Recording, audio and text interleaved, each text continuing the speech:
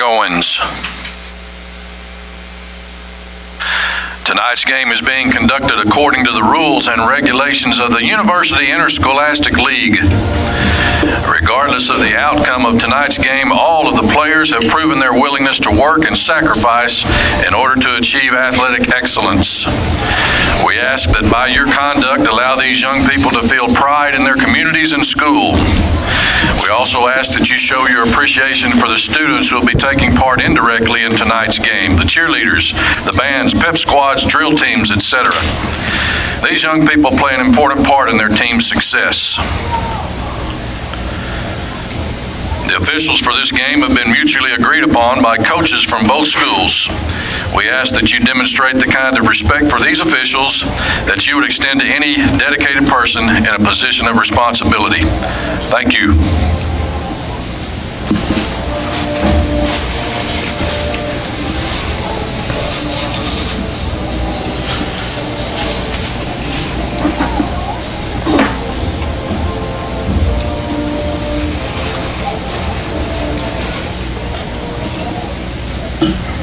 Say hello to the 21-22 varsity cheerleaders from Sulphur Springs High School. Emily Atkinson, Claire Bybee, Emery Clayton, Jacqueline Galvan, Harley Speed, Katie T-Meyer, Jaden Harper, Vanessa Wayne, Tia Nash, Alyssa Eisenhood, Allison Peckham, Maddie Bridges, Jillian Jumper, Brooklyn Shackelford, Jayla Abram, Madeline Sherman, Miley Fisher, and mascot Colby Glenn.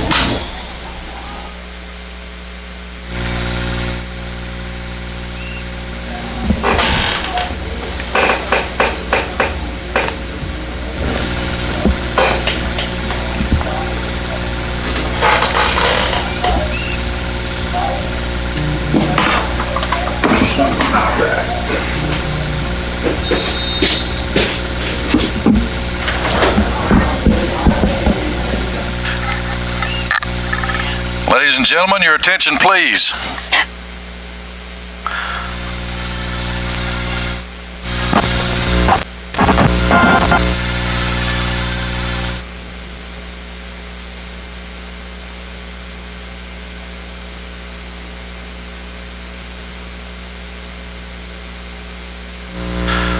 Four former Sulphur Springs athletic greats were inducted into Sulphur Springs High School Hall of Honor ceremonies earlier tonight.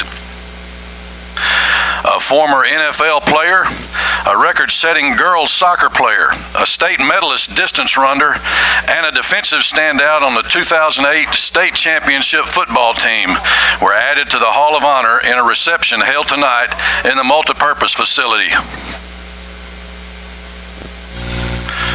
The 2021 inductees are 2005 graduate Keenan Clayton, 2007 graduate Gail Leonard Bowman, 2007 graduate Graham Northcutt, and 2009 graduate Colton Nash. Colton Nash, class of 2009. Colton Nash was one of the stalwarts on the defensive side for the 2008 state championship Wildcats, and that earned him a Division I scholarship to the University of Arkansas. His senior year, Nash had 80 unassisted tackles and 110 total tackles with 8 sacks, 8 tackles for losses, and 23 quarterback hurries as defensive end. Miles Nash was named first-team All-State defensive end by the Texas Sports Writers Association as a senior. He was also chosen first-team All-District and was ranked as the number 35 defensive end in the country by Rivals.com. As a junior, he had 43 tackles, 6 sacks, and was an All-District selection. He played in the Offense-Defense All-American Bowl in South Carolina his senior year. At Sulphur Springs High School, Miles Nash also played basketball, where he was an all-district selection as a junior and senior, and he was also a track letterman. Miles Nash originally wanted to play football for Oklahoma, where his cousin and fellow Hall of Honor inductee Keenan Clayton was a senior, but he eventually chose Arkansas.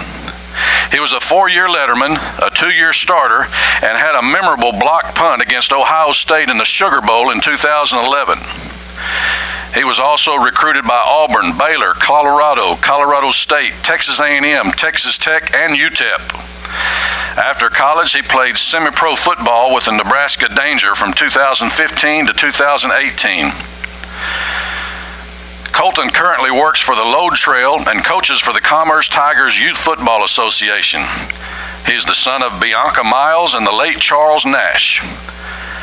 He is married to Ivana Hines Miles Nash and has 2 children, Journey and Courtney Miles Nash. His siblings are Chris Nash and Charlisa, Angelina, and Ashton. Colton's presenter tonight is his high school coach, Greg Owens. Colton Miles Nash.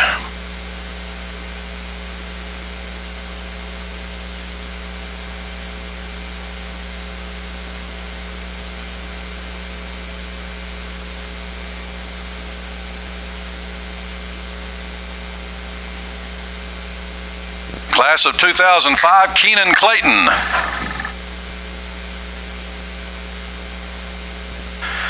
Keenan Clayton was an all-state football player for the Wildcats who received a scholarship to play for the University of Oklahoma and later played in the NFL.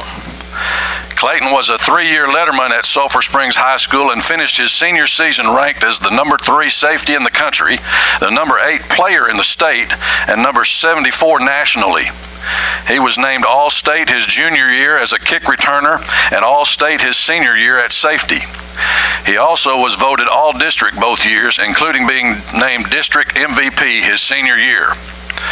As a senior, Clayton had a team-high 111 tackles, along with 4 interceptions and 2 defensive touchdowns.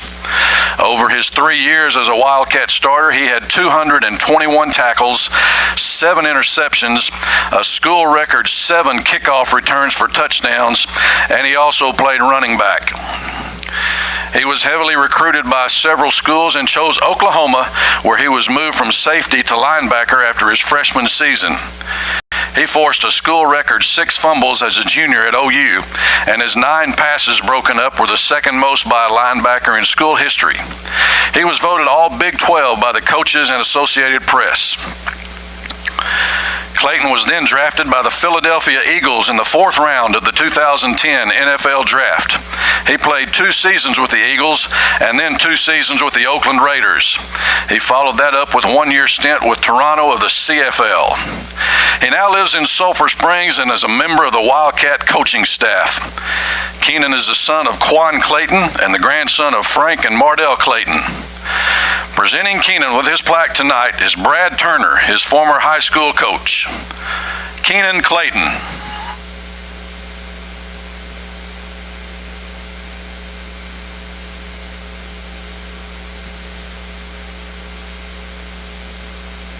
Class of 2007, Gail Grand Leonard Bowman.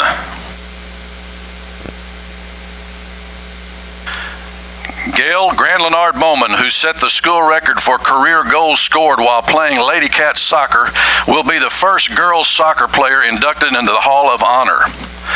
Bowman, a 2007 graduate, was a 2-time district MVP in soccer as a sophomore and a senior. Her freshman year, she was named District Newcomer of the Year and was All-District First Team as a junior. She was also named Team MVP as a sophomore, junior, and senior. In addition, she was named an All-Tournament member of the White House Tournament as a sophomore and the Richardson-Berkner Tournament as a junior. Gail's senior year, she was the Lady Cats team captain and Forrest Gregg MVP award winner. She also scored 16 goals in the team's first 11 games. She played club soccer for FC Texas East 88, her junior year, and FC Dallas Youth East 89, her senior year. A versatile athlete, she was also a 3-year letterman in cross country and track. She received a scholarship to play soccer at Texas Women's University, where she played in 71 games with 25 starts over her 4-year career. She helped lead the team to 2 Lone Star Conference tournament appearances and received the team's Rookie of the Year award as a freshman. Gail graduated from TWU with a Bachelor in Business Administration degree, majoring in marketing in 2011. She has been married for 9 years to Ethan Bowman, and they have a 3-year-old daughter, Ellis, and a 2-year-old son, Wells. They reside in Rockwall, where she has worked at Special Products and Manufacturing for 10 years. Gail and her husband also own and operate Rockwall Fit Body Boot Camp. Gail's parents are Rob and Diana Grandlenard, and she has 2 siblings, Jim Grandlenard and Abby Swanson. Her presenter tonight is her high school coach, Joel Bailey. Gail Grandlenard Bowman.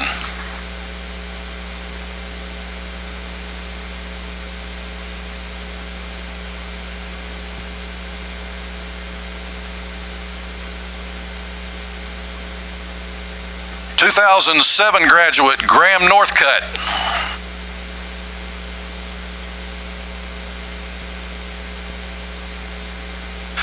Graham Northcutt was a multi-sport athlete but gained the most prominence on the track and in cross country, where he set multiple school records. He set the 1600 meter and cross country records at Sulphur Springs High School, winning multiple regional championship races and earning multiple state appearances in both cross country and track. He was also named team captain of the soccer team his senior year and was voted district defensive MVP. At Sulphur Springs High School, Northcutt earned 12 varsity letters in cross country, track, and soccer all 4 years. He was a multiple-time district champion in cross country and in the 800 meter, 1600 meter, and 3200 meter races in track. In track, he was a regional qualifier his sophomore, junior, and senior seasons. He was the regional champion in the 800 meters as a junior when he qualified for state. As a senior, he qualified for state in the 1600 meters and earned a silver medal. In cross country, he was regional qualifier all 4 years and was regional champion his senior year. He qualified for state as a sophomore, junior, and senior and placed 6th his senior season. His awards include being a 3-time Sulphur Springs High School MVP in cross country, a 2-time MVP in track, and the recipient of the Forrest Gregg MVP award as a senior.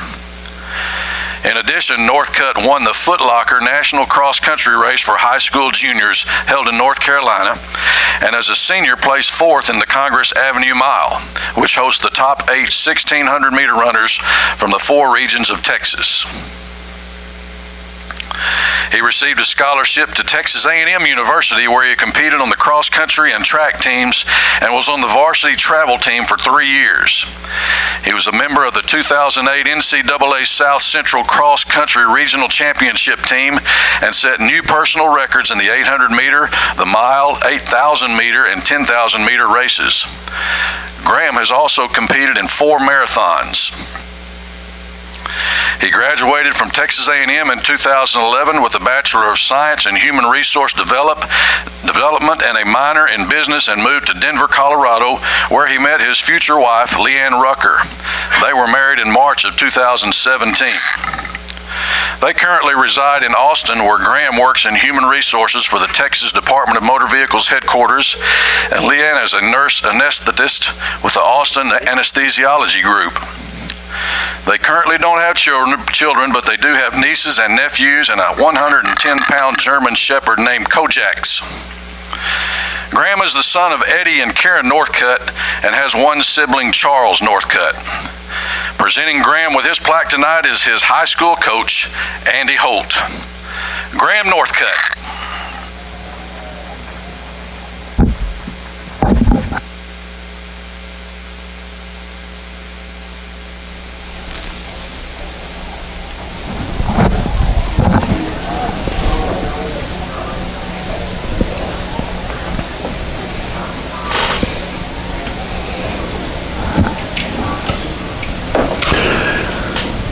And those of you YouTube streaming, you've been listening and watching the Hall of Fame inductees. 9-year-old autistic child out there somewhere named Caleb.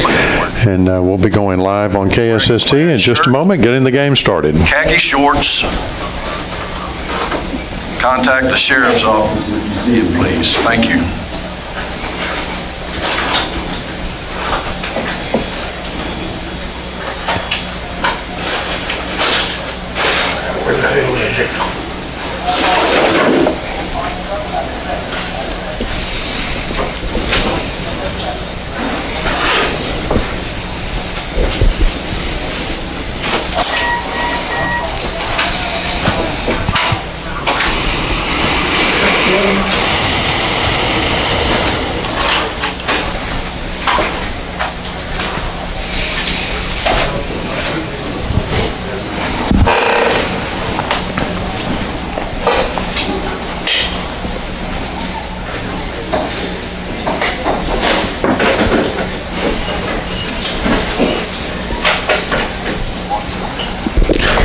Good evening and welcome to another edition of Wildcat Football. Tonight we're at Gerald Prim Stadium where the Wildcats will be taking on the Greenville football team, and we'll be starting that. To kick off will be in about 15 minutes, but first we want to welcome in all of our listeners over there at the Stew Contest right across the road from us, where the Hopkins County Stew Contest will be commencing in the morning. A lot of people getting set up, and they're having a concert over there tonight, and over 100 pots of stew I'm sure will be cooked in the morning, so they'll be getting to bed early tonight and starting those fires early tomorrow morning, and be lots of stew consumed over there.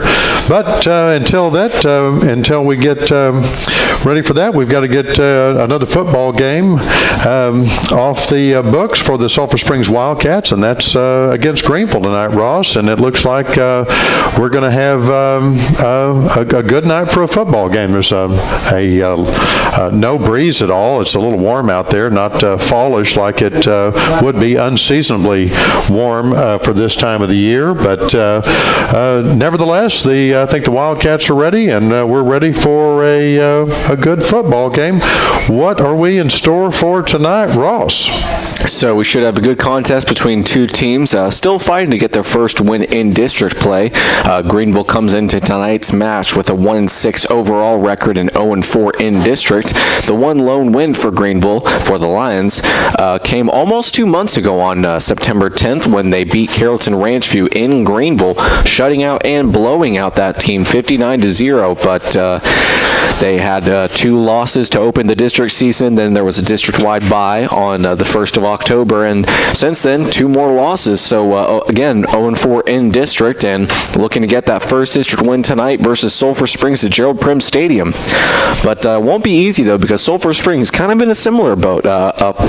They are a full game behind the Lions. Greenville again 1-6, but Sulphur Springs 0-7 coming into tonight's game versus their rival, the Greenville Lions. And so again, Greenville's coming into tonight hoping to get their first win in district, and again against a rival in Sulphur Springs. And right. Sulphur Springs, on the other hand, still looking to get that first win on the season. So it should be a very good contest between two hungry teams trying to get that first dub on the season.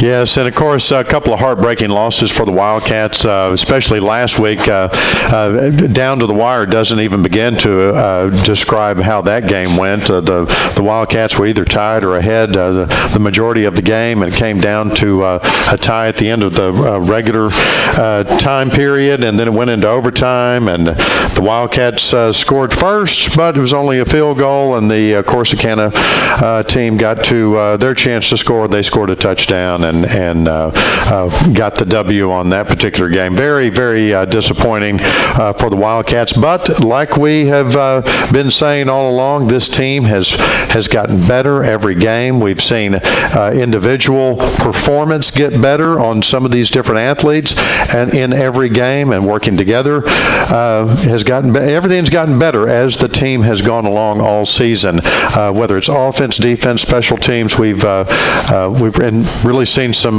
good performances, especially in that last game. It was a couple of big receptions. Yeah, you're absolutely right. We had a couple of big receptions. On top of that, the Wildcats had, as far as I could record, it could be more than that certainly, but they had at least 5 explosive plays, and Coach Greg Owens defines an explosive play as 20-plus yards. So 5 of them in the last game, including 2 touchdowns that were deep bombs. I believe one of them was just over 40 yards through the air, and then the other one was an 81-yard reception. So this Wildcat offense, and especially the wide receivers, are starting to make some really good connections from their quarterback. Last week it was Brady Driver, and from the way the Wildcats were warming up, it should be Driver again starting tonight. But the timing is getting better, and luckily they'll be going up against a Lions offense or a Lions defense that returned 7 starters from last year, and they hang their hat on their experience in the front in the trenches. So the Wildcats may need to rely on that quarterback-wide receiver relationships and receptions to kind of propel themselves if they want to win tonight versus the Lions. Yeah, and we saw a couple of other players that were in that played more in the last game that we hadn't seen. We saw a lot of various use of different receivers, and so something I like to see just when they're always changing it up, and that's kind of the way that we like to see it. So it should be a good ball game. Kickoff's in about 9 more minutes. I don't know if you want to run through maybe the rosters for especially Greenville, since we don't know. I think they've got a fair amount of good wide receivers on the Greenville offense. Is that correct, Ross?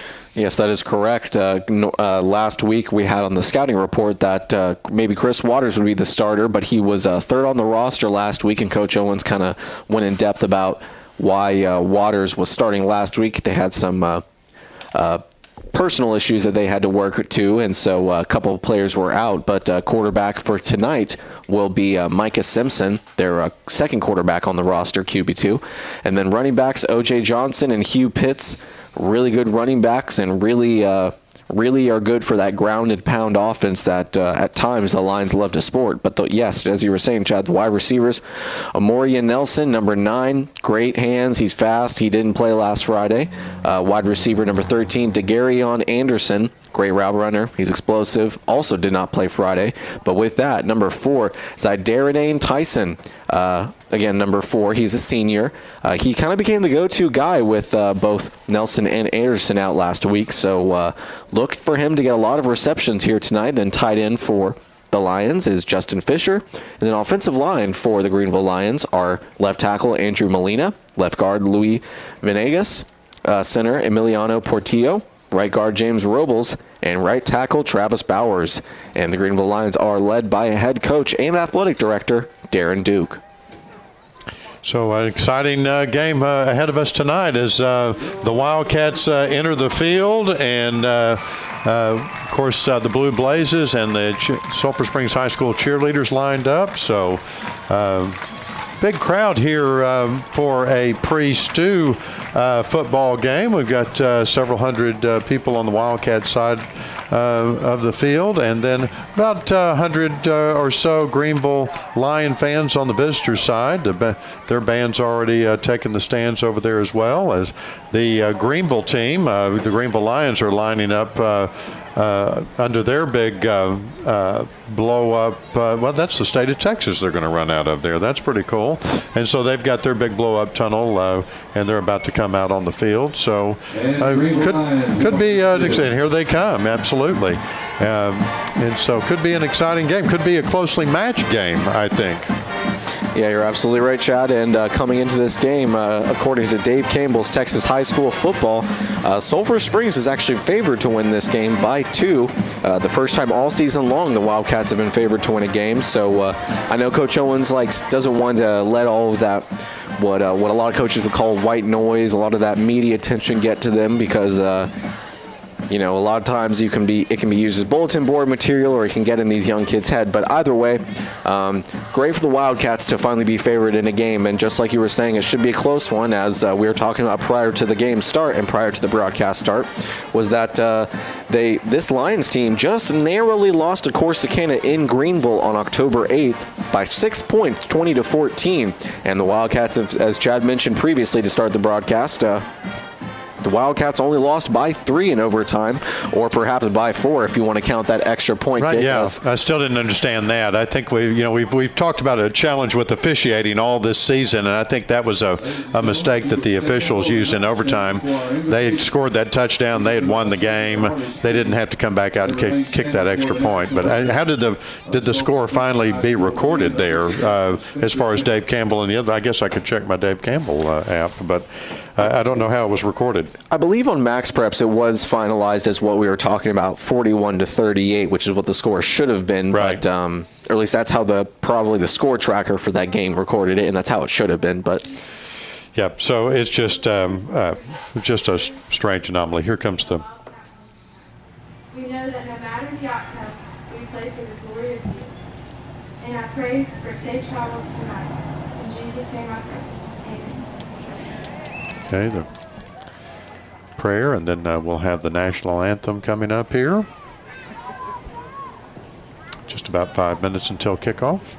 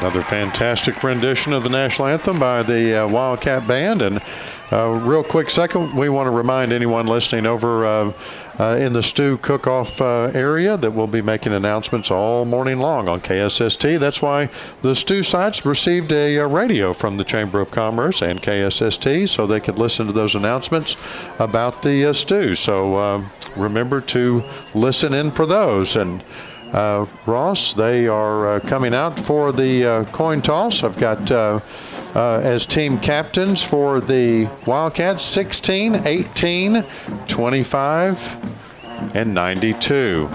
16, 18, 25, and 92. so that is number 16, Weston Fields, the very hotly contested, targeted wide receiver for the Wildcats, and rightfully so. Yep. Number 18, the a captain on the other side of the ball, Cordarian Bull Turner. It was a great game last week as well. He absolutely did. And then they've got another a very talented player on the defense, a senior as well. So Coach Owens will be bummed to lose him after the season. But Madison Martin continues to have an excellent year on the defensive side. And then you've got the captain on the defensive line, another senior, number 92, Brighton Reuter. Yeah, so some great players here. And looks like Greenville has won the toss. And, of course, like they always do, they've deferred, and they're going to take the kickoff at the beginning of the second half. That means your Sulphur Springs Wildcats will be taking the kickoff here at the beginning of the game. That of course, is the J. Hodge Chevrolet kickoff.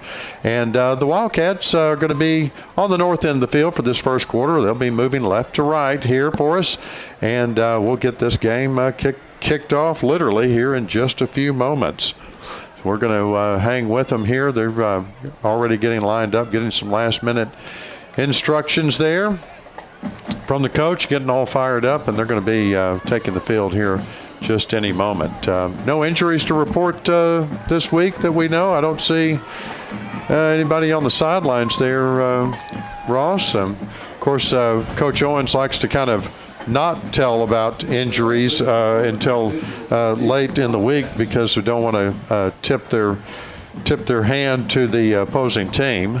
But I think it looks like everybody's suited up that we're normally looking for. Yeah, you're absolutely right. Normally, just like you're talking about, sometimes you'll see players on the sideline just wearing their jersey for the game, No but pads, yeah. kind of what I would describe as street clothes. But I don't see any kids dressed like that. No kids in a boot and no kids in crutches. So unless there's a season-ending injury in which a player could not make it onto this sideline, it looks like the Wildcats are all suited up. Good deal. And we've got, we've got back here on about the 12-yard line. I think that's Matthew Mitchell lined up to receive the kickoff. He got a lot of action receiving the kickoffs in the last game, and then not sure who this is on here on this side. Yeah, you're absolutely right. That's number 10, Matthew Mitchell, and who just caught it is number 6, Colby Albritton, the captain on the defensive side, the senior, and continues to have a great year. I just called Colby a senior. That could be mistaken. He could be a junior, but no, he is a senior. Yep. But he did catch the kickoff and took it probably about 10, maybe 15 yards, but that's almost certainly a generous estimation. So regardless, the Wildcats will start with the ball for the first time on offense for either team to start the game, and it'll start on their own 28. Here comes the Hooten's Hardware first down for the Wildcats. So Brady Driver hands it off, and a good decision at that for Malachi Rowland as he swept right, and a great trap play from the offensive line as they just bodied that very talented Greenville front and allowed Malachi to go untouched until he was about 5 yards downfield. So a nice run to start the game. Yeah, Malachi Rowland got a lot of action in the last game, and we've seen it's one of the players that we've seen improve game after game, and wouldn't be surprised if they give it to him a lot. Yeah, absolutely. And one thing that they struggled with last week was on the run, and wow, a nice pass from Brady Driver as he had nothing but lines in his face, and he had a very nice throw over to Weston Fields, but not the perfect throw, I guess I should say, as Weston was forced to kind of fall down and try and come back for it, but he wasn't able to complete the reception, so will be an incomplete, and a 3rd and 5 for this Wildcat offense. Yeah, we're really impressed with the patience that these quarterbacks are having late in the season when they're under pressure. Lots of pressure for Driver, and he has no choice but to dump the ball out on the near sideline, and looks like maybe a Wildcat coach is trying to argue, or no, he's talking to one of his players, but the result is the same, an incompletion for the Wildcats, and just like that, a 3 and out for this offense. Yeah, they're going to be punt time for these Wildcats as see who's punting for this series, tonight's game. Can't read the number from here, but going to be punting from their own about 33-yard line. Might be Colby Albritton again, and it sure is, as he gets the ball and kicks it away, and it bounces past the 40, past the 35, past the 30, all the way past the 25, and it'll be down what should be about the 23-yard line for Greenville. I'm going to call that a 45-yard punt net there as they didn't get a chance to return it. That's going to push the Greenville Lions back in their own territory. They're going to be about on their 28-yard line. Excuse me. That's going to be the 23. I'm sorry. And they're going to start 1st and 10 deep in their own territory. So the Wildcat defense is out on the field, and they're ready to compete. So after only a 28-second drive for the Wildcat offense, it'll be Greenville's chance on offense for the first time. And Wildcats looking like they're going to be sending some pressure, but it won't matter because they sweep right with the running back, number 20, and he's quickly able to bounce past the line, way past what should be close to a first down, and yep, it looks like they're going to give it to him. Yeah, he knew where those chains were, and he ran just where he could run out of bounds and get back. Nope, they're going to take it back and say he stepped out of bounds there about the 30-yard line. So that's going to be a gain of about 6 or 7, and it's going to be second, and they're going to call the score. The official scorekeeper is going to call it 4 to go. 2nd and 4 for these Greenville Lions. On 2nd and 4, they hand it off yet again, and he's able to bounce off of a tackle and take it well past the marker line this time, so no question about that. It is a first down for the Greenville Lions. So they've made it up to their own 35-yard line. They, in 2 plays, have been able to get a new set of downs as they move the sticks. 11:04, it's 0-0 here in the first quarter of this Wildcat Greenville Lion football game. Taking their time getting up to the ball. In the backfield now with the quarterback is O.J. Johnson. wide receiver starting to move right, but instead they keep it with Johnson, and Johnson stays on the ground and bounces to the left on the near sideline and is able to get close to 5 yards. It looks like they'll just give him 3 on the play, but a 2nd and 7 upcoming after a solid rush and patience from the running back there. Yeah, he got wrapped up by the Wildcat defense, and they knocked the ball out, but it was a little late. The whistle had already blown. It caused a little excitement after the play there, but the ball, the runner was already down. The ball, it was blown dead, so 2nd and 7, looks like. Again, in the backfield with the quarterback is number 20, Cameron Neal. Looks like a Wildcat jumped off sides, but instead they will call a false start on the offense for what appeared to be a Lion player jumping first before the Wildcat. Now let's see.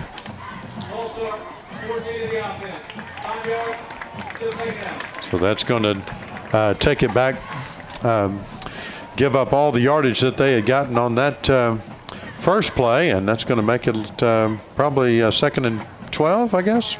Yes, it looks like that, and one thing Coach Owen stressed not only this week but last week as well, and probably a week before that, was this Wildcat D has struggled to get off the field at times, and if they can force some kind of a play which can keep about the same yardage to go, the Wildcats could get off the field on a 3rd and long, but the quarterback keeps it. He's sweeping right, and he kind of trips a little bit, but he's able to get well past the line of scrimmage and almost to the 1st down marker on 2nd and 12, and they're going to move the chains, so a 1st down it is for the Lions.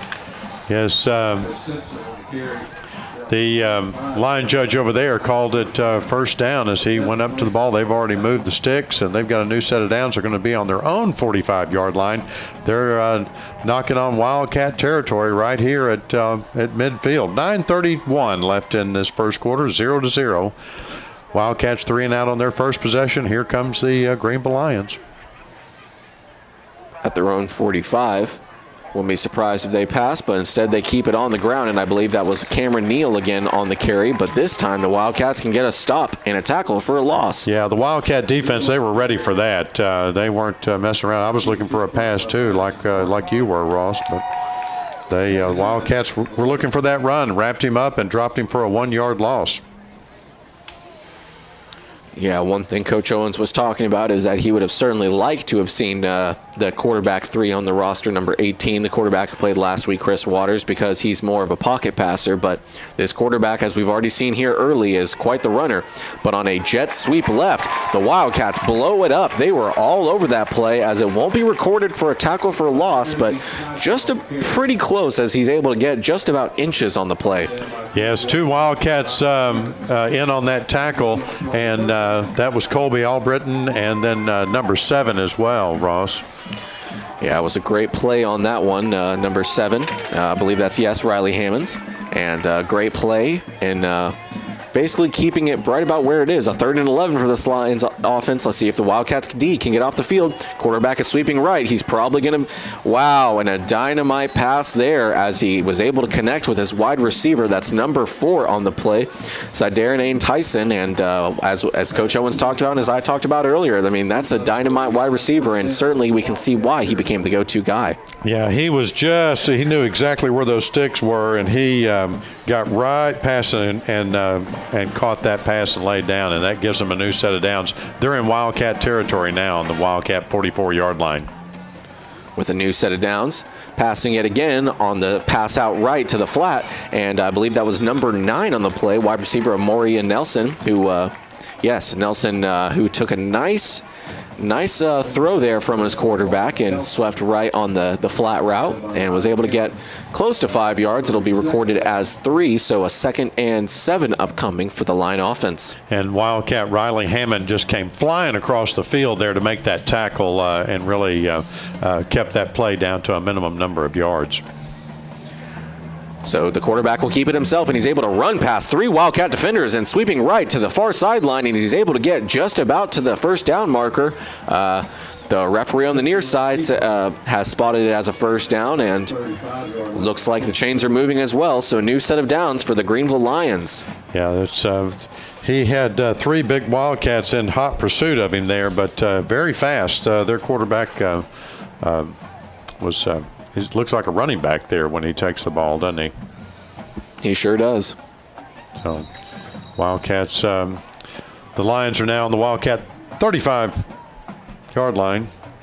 They're having trouble with the sticks there. They're going to mark that a little short of the first down, it looks like now, Ross. Yeah, you're right. The referee on the line on the far sideline is at a different spot than the football itself. Can you imagine? That's a little odd. So it'll be about 3rd and inches for the Lions on the Wildcat 45-yard line. And once again, they hand it off to Neal, who is very easily able to make it past that Wildcat defensive line and get about 5 yards on the rush for a first down. Yeah, they moved from the 35 to the 30, so that's going to give them a new set of downs. It's going to be 1st and 10 for these Greenville Lions as they continue to march down the field. They're making very good progress against this Wildcat defense, but the Wildcat defense is not they're undeterred so far. They're still fighting hard. Let's see what can happen. Wildcat showing blitz from Madison Martin rushing on the outside, but he'll stay in zone, and he gets beat by the quarterback on an impressive rush, and oh my goodness, he's able to break a number of tackles. He's at the 10, 5, touchdown Greenville. Well, unfortunately for this Wildcat defense, that was a fantastic run by that quarterback keeper there. And so with 6:55 left in this first quarter, the Greenville Lions strike first and put 6 points on the board. It's 6-0 as we await that extra point. That was really an impressive run. He didn't have a lot of blocking, but he had the moves to get around those Wildcat defenders, and he got around 4 or 5 of them to get into the end zone. That was pretty impressive run. Kick is down, it's up, and it's good. So that's going to put 7 points on the board for the Greenville Lions. 6:55 left in the first quarter. We're going to take a break, and we'll be back in just a moment.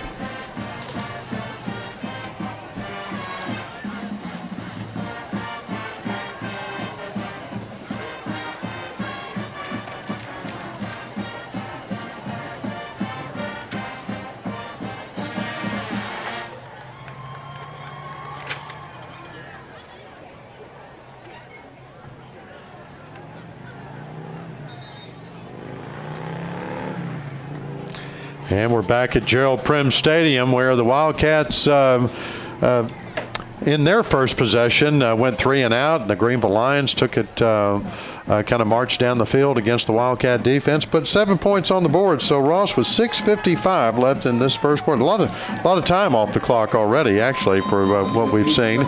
But the Greenville Lions are up 7-0 as the Wildcats are back to receive this J. Hodge Chevrolet kickoff.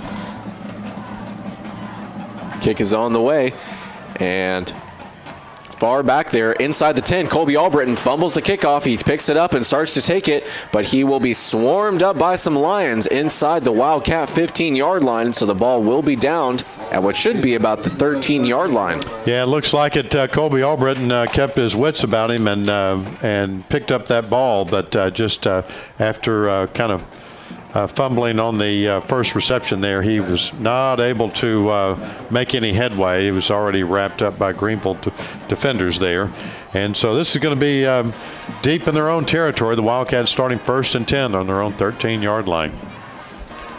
Back in at quarterback is Brady Driver, and he'll fake the handoff to J.J. Hall and keep it himself. He starts to take off. He's past the 20-yard line and tackled out of bounds past the Wildcat 20 at about the 21, so will be close to enough yardage for the first down, the 1st and 10 run, but it looks like he'll be marched about 2 or 3 yards short of it. Yeah, he must have stepped out of bounds there, and kind of a little extended tackling there by the Greenville Lions. He was already out of bounds and then pushed over the down marker. 2nd and 3 here for the Wildcats, and it looks like they've got a screen set up, and the pass either from Driver or the very low reception in which C.J. Williams had to practically touch his toes to catch the ball. Either way, not a great pass and not a great catch after the ball was put in his hands. So incomplete pass for the Wildcats, but a very, very manageable 3rd and 2 for the offense. Yes, but very important down as well, as they don't want to go 3 and out on this drive as well. Yeah, you're absolutely right, and something we've seen in a lot of Wildcat games is they've kind of gotten down early, and it kind of throws your whole game plan into disarray. But wow, Brady Driver's got nothing but green grass ahead of him, and he takes off, and he's tackled past the 35 at the Wildcat 38-yard line. So just the kind of response they need on a 3rd and short. Yeah, about a 16-yard run for Brady Driver there, right up the middle as he faked everybody out, and the Wildcats have a new set of downs on their own 38-yard line. It's the Hootens Hardware first down. So after getting the play call from the near sideline from offensive coordinator Matt Young and the rest of the offensive staff, Brady Driver set for the new set of downs. He hands it off to J.J. Hall, who's able to break a tackle and tries to kind of follow that push from his offensive line, but then is quickly met and tackled by some line defenders on the defensive line. Just a 1-yard gain on the play. Yeah, they gave him that forward progress. He got wrapped up and pushed back pretty quick.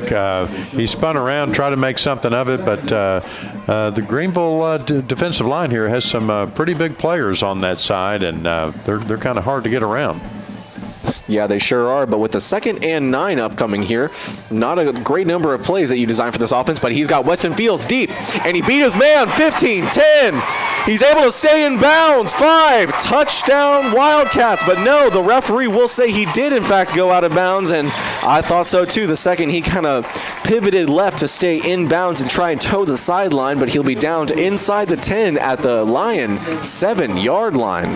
Wow, it's trying to see. That's going to be about a over 50-yard gain there on that reception. A beautiful pass. He was 2 steps ahead of his the player covering him, and that puts him way down the field right here, deep in the red zone of the Greenville Lions.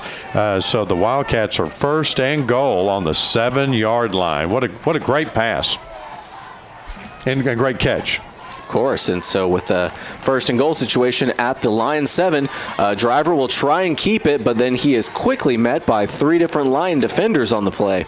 But he is able to kind of get, well, 1 yard on the play. Yes, Brady Driver didn't slide down. He just went through that line and tried to get a few more yards, but they stood him up pretty fast and took him down. There was 3 Greenville defenders right on him, but they're coming up here for this 2nd and goal, 6-yard line.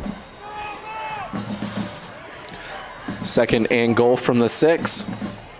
And he fakes the handoff to J.J. Hall, and a beautiful reception there to number 5, C.J. Williams on the 6-yard touchdown, and pending a successful extra point here from, I got to look up his name real quick. Not Uriel Santa Cruz. No, that was our kicker at the beginning of and Northeast Texas Farmers Co-op says, way to go Wildcats, as the Wildcats put 6 points on the board, and we've got number 20 lined up here to kick the extra point for the Wildcats. So the name I was looking for was the previous kicker the last few games, Osvaldo Ariano, but we have Uriel Santa Cruz back. And Santa Cruz's kick is up, and it's good. So we've got a tied ball game with under 5 minutes to go here in the first quarter. Yes, 4:47 left in this first quarter. It's 7-all. The Wildcats and the Greenville Lions are tied up. We're going to take a break, and we'll be back in just a moment.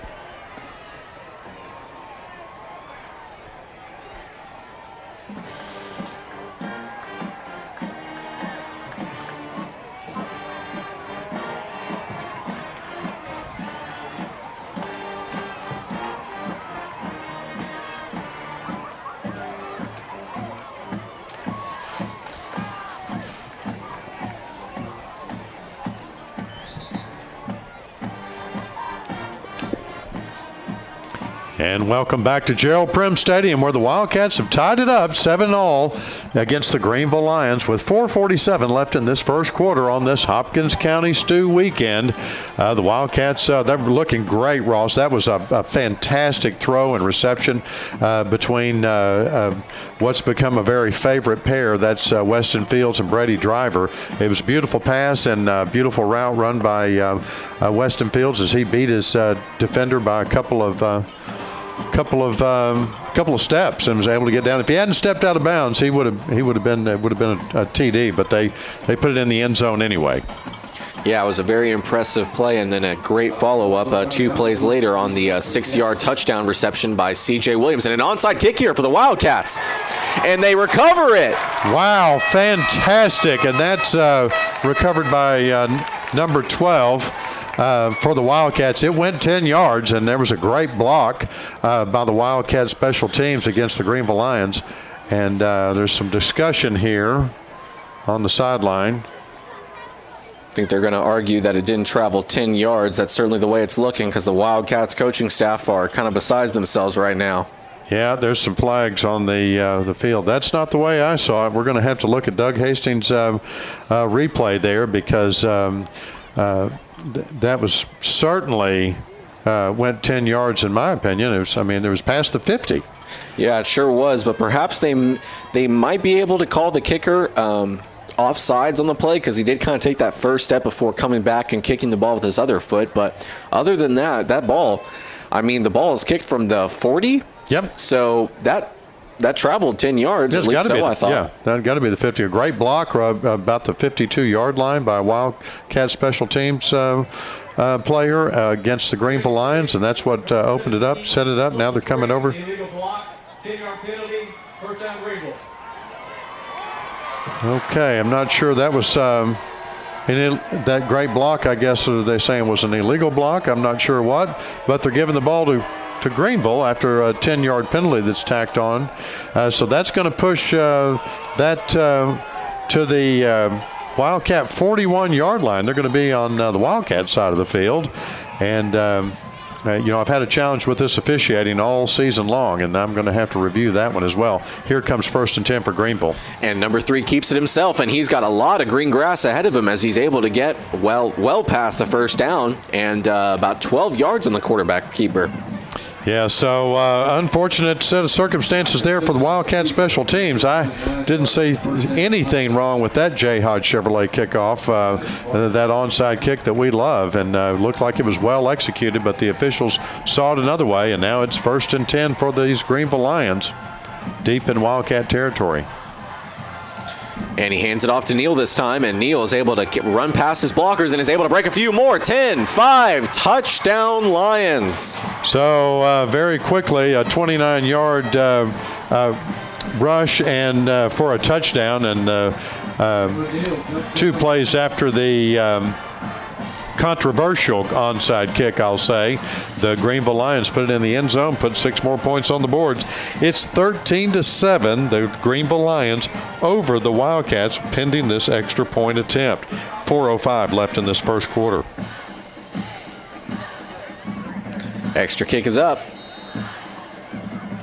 And it's good, so the extra point is good, but it looks like a Wildcat player will be called on running into the kicker, not roughing the kicker, but running into the kicker. So right. Can't imagine the Lion coach and athletic director Darren Duke will decline the penalty and make them kick again. I imagine he'll say he will decline the penalty. And then maybe on the kickoff. Force right. it. Yeah, the penalty will be taken on the kickoff instead of making his kicker kick again. So, but of course, the officials are down there talking it over. Some of these calls that are normally routine, like we say, in years past, seem to be needing more discussion this year. Not sure why, but the official in the white hat, the head official's coming over here to talk with, looks like head coach Greg Owens, and they'll be talking about what that penalty is, and maybe it was against the Lions. 4:05 left in this first quarter. They hadn't put that extra point on the board yet. And no announcement from the official yet. But maybe he's trying to find his mic right here. Illegal block ball away, 37, Greenville, 15 yards. We'll replay the PAT. Okay, so Greg Owens is going to accept that penalty against Greenville for an illegal block. And also an unsportsmanlike conduct. Yes, and that one will be enforced on the kickoff, but Greg Owens elects to accept this penalty against the Greenville Lions and push them back 15 yards for the extra, or is it 10 or 15 yards? Anyway, they're going to be kicking it from, they're going to be snapping it from the 18-yard line, and the kicker is going to be pushed back to about the Wildcat 21-yard line to make this extra point attempt a little longer for him. Extra kick is up, and it's blocked by the Wildcats. Can they return it? No, a Wildcat did get his hands on it, but he is quickly swarmed up by some Lions, so extra point no good. The score stays 13-7 in favor of Greenville. Yeah, so now with still 4:05 left in this first quarter, the Greenville Lions are up 13-7. We're going to take a quick break, and we'll be back with the kickoff in just a moment. Extra point block, looked like by number 25, Martin.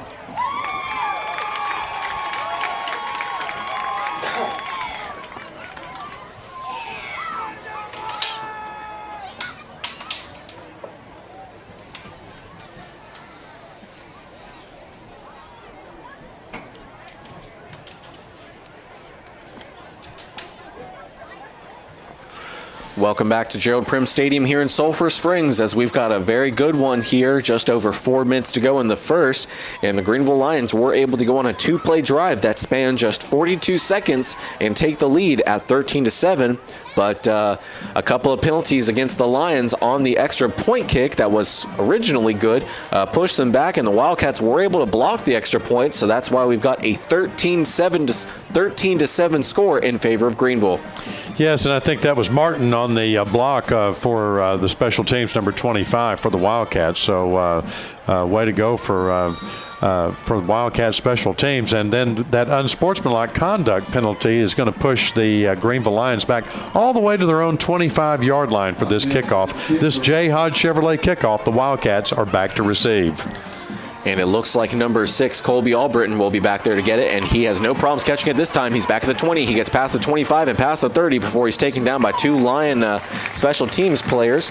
But he, yes, will be down just short of the 35 at the Wildcat 34-yard line. Well, I'm going to tell you that that Greenville defender had Colby wrapped up on the 30, and he spun around and stretched out, and with that second and third effort, he got another 4 yards out of that, and the ball spotted on the 34 for these Wildcats for their Hootens Hardware first down. In the backfield with quarterback Brady Driver is number 3, Douglas Deloney. And Driver will fake the handoff and try to stay in the pocket, but lots of Lions defenders there, and he tries to take off with it, but he'll be tackled right about at the line of scrimmage, so will be no gain on the rush. Yeah, no loss, no gain, but it is second down, loss of down, and that was number 74 on the defense that for the Greenville Lions that wrapped him up, and he's a big young man. You wouldn't want him wrapping you up, taking you to the ground. There's kind of no contest there. He got size on his side, certainly. Still in the backfield with him is Douglas Deloney. And Deloney fakes the handoff, and Driver is able to get a nice pass out to, I believe that was Cable Glenn. No, it's number 11, Matthew Sherman. Yes, Matthew Sherman, which we saw come in the last game and have a few downs, but that's a first down for these Wildcats. So as they come up to their own 45-yard line, it's the first and 10 for the Wildcats on this Hootens Hardware first down. New set of downs. He fakes the handoff yet again, and he's looking at Matthew Sherman yet again, and once again, Matthew Sherman caught the first down. Yeah, I think that pass was tipped, but it wasn't tipped enough for Matthew Sherman to come up with it. He spotted that ball, and now he's coming over here to the other side of the field. They're changing this lineup. And they've also got Weston Fields on the near side with us, two receivers here on this side, and then got one receiver on the far side. Lots of defenders for the Lions on the line of scrimmage as the Wildcats are going to have it in their face. But wow, Douglas Deloney is able to get past the defensive line and get past a number of defenders, and he's downed inside the Greenville 15, or it looks like they'll put him at about the 16-yard line. Yes, a great effort by Douglas Deloney as he went up the middle and spun out of several tackles, and then I think he drug one Greenville defender by his own shoelaces for a couple more yards as the Wildcats are deep into this Greenville Lion red zone for this next Hootens Hardware first down.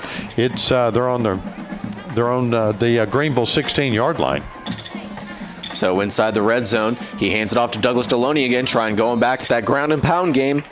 And a wise decision to do so, as he's able to get about close to 5 yards on the rush.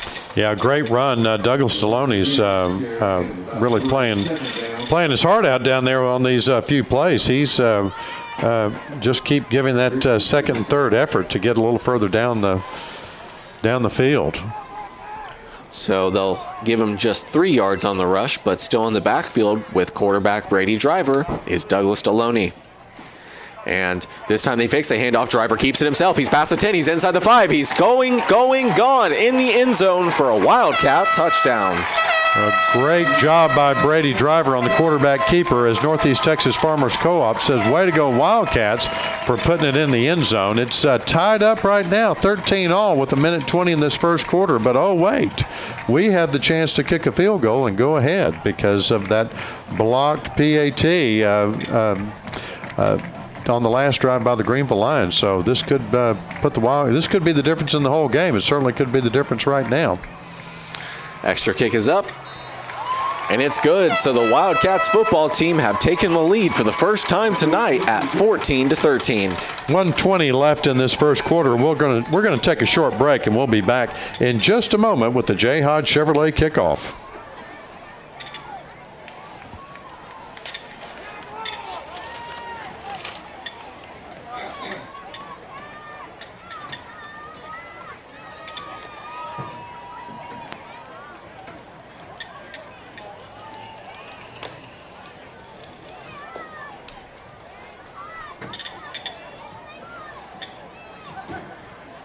Welcome back to Gerald Prim Stadium here in Sulphur Springs, as the Wildcats football team were able to have themselves a pretty nice drive that spanned, well, close to 3 minutes, and they were able to go all the way from their 34-yard line all the way to the end zone thanks to a 13-yard rush from quarterback Brady Driver.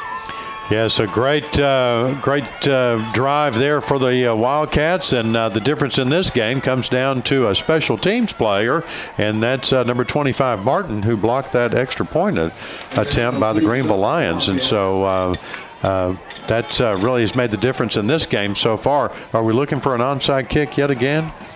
Could be, but might want to potentially delve into that bag of tricks later. And not a bad kick there, but did bounce off the ground and then go out of bounds. So will be spotted still with really good starting field position for the Lions at about the Lion 46, maybe 47-yard line.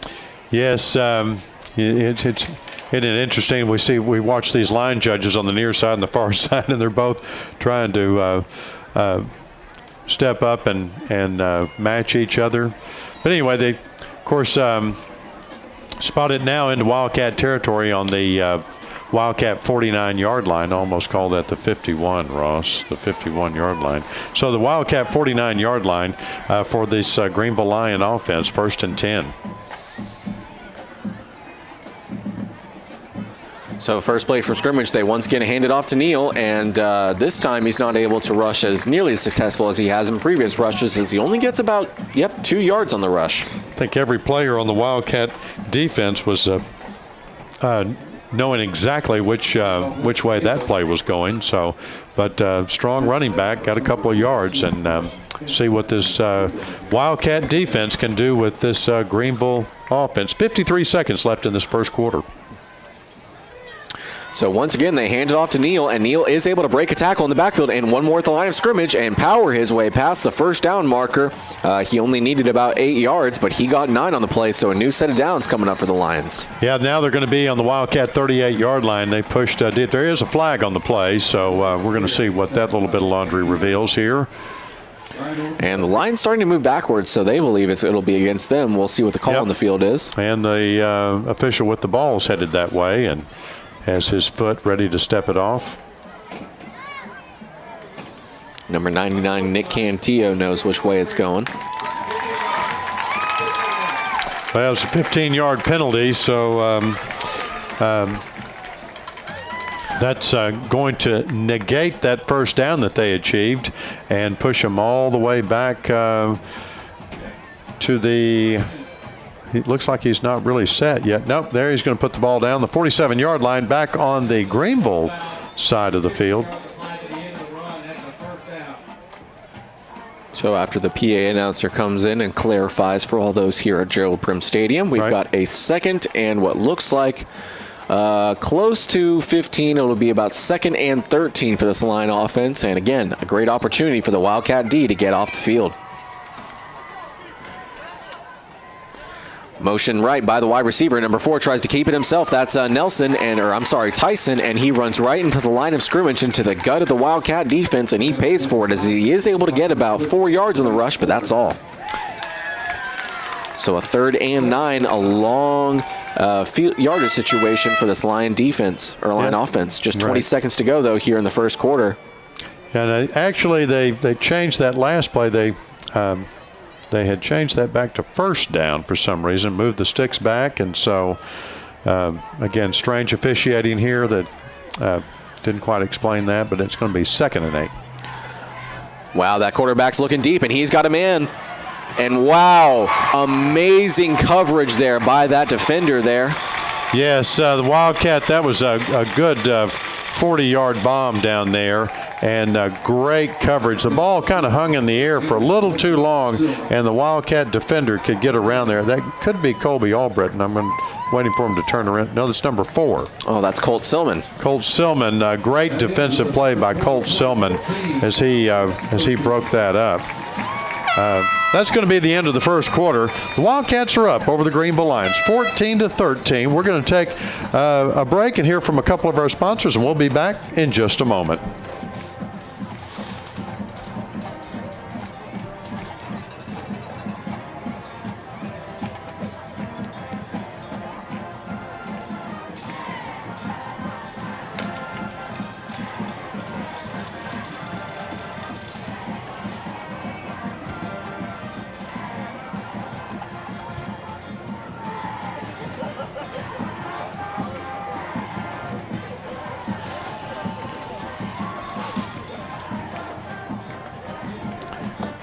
I guess there was another penalty on that play, and they changed it back to 1st down. I didn't understand. Pretty sure it wasn't correct, whatever it was.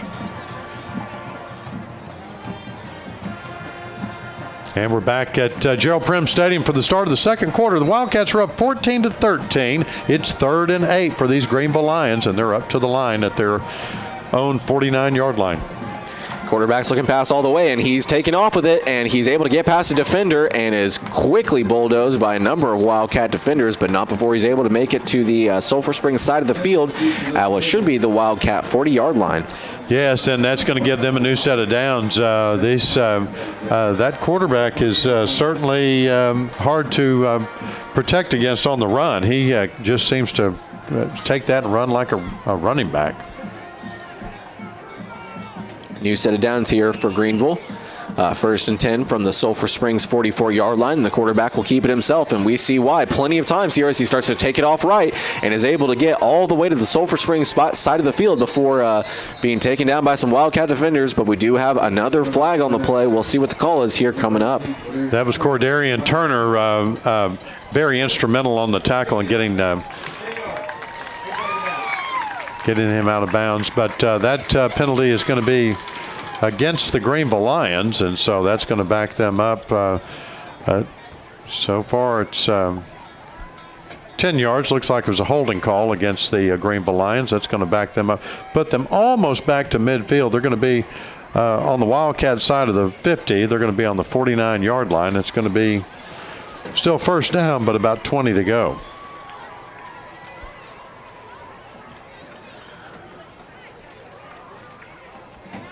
First down and very long for the Lions here. The quarterback gets the snap. He's sweeping right, and he quickly dishes it out to his favorite target, Tyson, who's able to break a tackle, but not before stepping out of bounds. So he will be downed at the Wildcat 42-yard line. So a reception of about 8, yeah. Yep, 8 yards, and so it's going to make it second. Well, they're going to call it 7 on the scoreboard. It's going to make it 2nd and 13, but these Greenville Lions are trying to make something happen. They know they're a point down against these Wildcats, but the Wildcat defense is ready for them.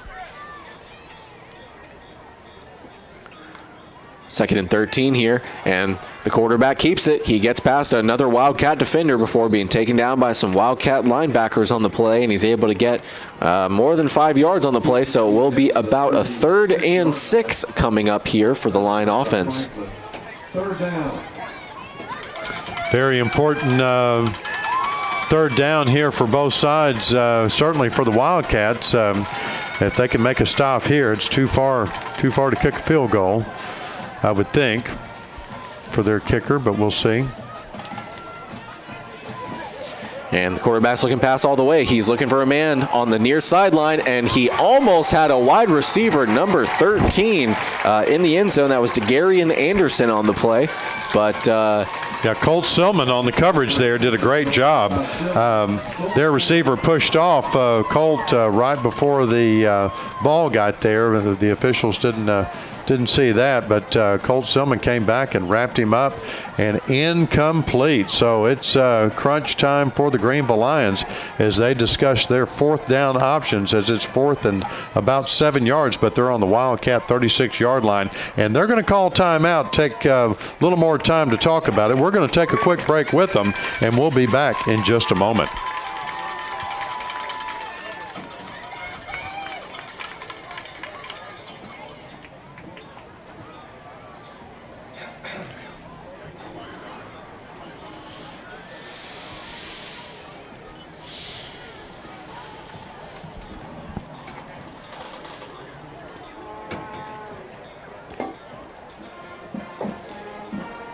welcome back to Gerald Prim Stadium here in Sulphur Springs, as the Wildcats football team and their defense are maybe about to be tested here. They face a 4th and 7, the Lions offense does, and Coach Darren Duke, head football coach and athletic director of Greenville, called a timeout to discuss it with his team and kind of maybe see what the interest is and see how maybe this might work.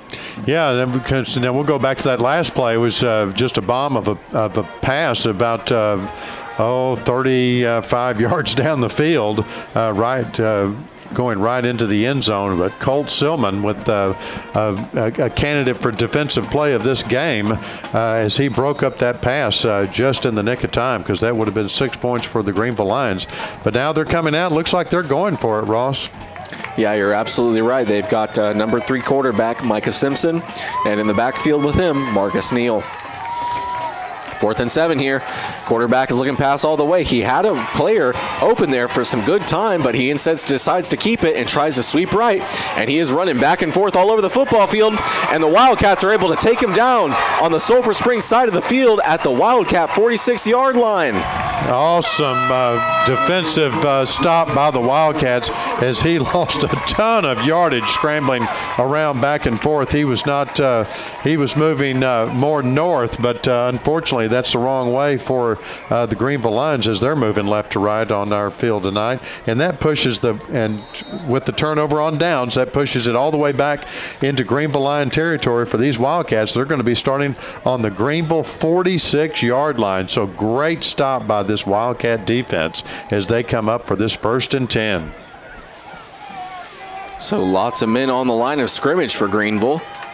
They've got about 2 defensive backs back as they expect to run, and C.J. Williams, he takes it back and he's looking for Weston Fields deep, but way too deep of a pass there by C.J. Williams. Coach Owen starting to dig into the bag of tricks on that one. Yes, I like that play. It faked a handoff one way and handed it off the other way, and then C.J. Williams launches it down the field looking for Weston Fields, and just came up short. Would have been a great play, but the defender on the Wildcat receiver never gave up, and it was just too close of coverage there. Ball went out of bounds. 2nd and 10 here. Wow. And the Lions were all over that play, as Brady Driver was lucky to even get that pass off to Malachi Rowland, but as a result of him being pressured so much, he just kind of had to get rid of the ball. So an incomplete pass there, and very quickly a 3rd and 10 here for this Wildcat offense. Yeah. All of a sudden, it's a huge play for these Wildcats, as they don't want to give up this great drive that they got only because of a wonderful stop by the Wildcat defense. So 3rd and long. And the line showing blitz. Brady Driver rolling right. He's looking for Weston Fields, but an excellent pass breakup there by the line defender on the play to thwart any chance of a first down for Sulphur Springs. So punt team coming on the field for Sulphur Springs. Yeah, 3rd and out for these Wildcats. That was a well-designed play and a good pass. Everything looked good, but better execution on the Greenville defense as they broke up that play and forced the Wildcats here to punt. The Wildcat punter's standing on his own 40-yard line, about to punt the ball away. Colby Albritton gets the snap, kick is away, and the returner is going back as he expects it to go deep, and it sure did. That was a Wildcat defender, I believe that was Madison Martin on the play, who came back and got the ball all the way inside the Greenville 5, so it will be down at the Greenville 3-yard line. Great special teams play yet again by Madison Martin as he downed that ball deep into Greenville Lion territory, and so that was a perfectly executed punt and special teams play as they got punted all the way from the Wildcat 40-yard line and then ended up all the way down on the 3-yard line. So great job by the Wildcat special teams as the Wildcat defense is on the field ready for this Greenville Lion offense. So from their own 3-yard line in their own end zone, the quarterback wisely decides to hand it off, and he takes it pretty close to the yardage necessary for the first down on 1st and 10, as it'll be about a 7-yard gain on the play. Yeah, and they've changed quarterbacks now. As number 6 in for quarterback for the Greenville Lions as they've made a change there, trying something new. And now they're going to be looking for. Well, they once again hands it off, and he takes it, well, more than enough yardage necessary for the first down. In fact, he got it right on the yardage, the line necessary to get the first down, and it will be a 1st and 10 for the Lions offense. So, yeah, they actually handed it off to number 3, who had been the quarterback, and then now they've got number 6 in for the quarterback. They've brought in the middleman to hand it off to the guy who was running it anyway when he was taking the snap. So now we've got number 20 in as a running back. So Neal takes it. He follows that push that his offensive line creates well enough on a first down and gets about 5 yardage. So good at this line offense to stay ahead of the chains there. Yeah, the Wildcat defense, number 99, wrapped up that Greenville Lion runner, and then all of the other defensive players came in to take him on down. A great stop by the Wildcat defense.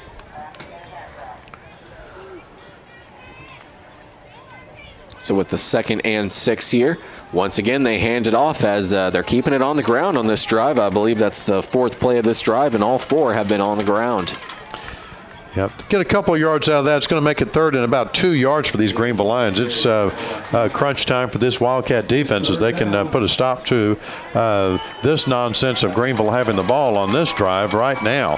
The Wildcats are up 14-13 over the Greenville Lions, 7:50 and counting in the first half of the ball game here at Gerald Prim Stadium.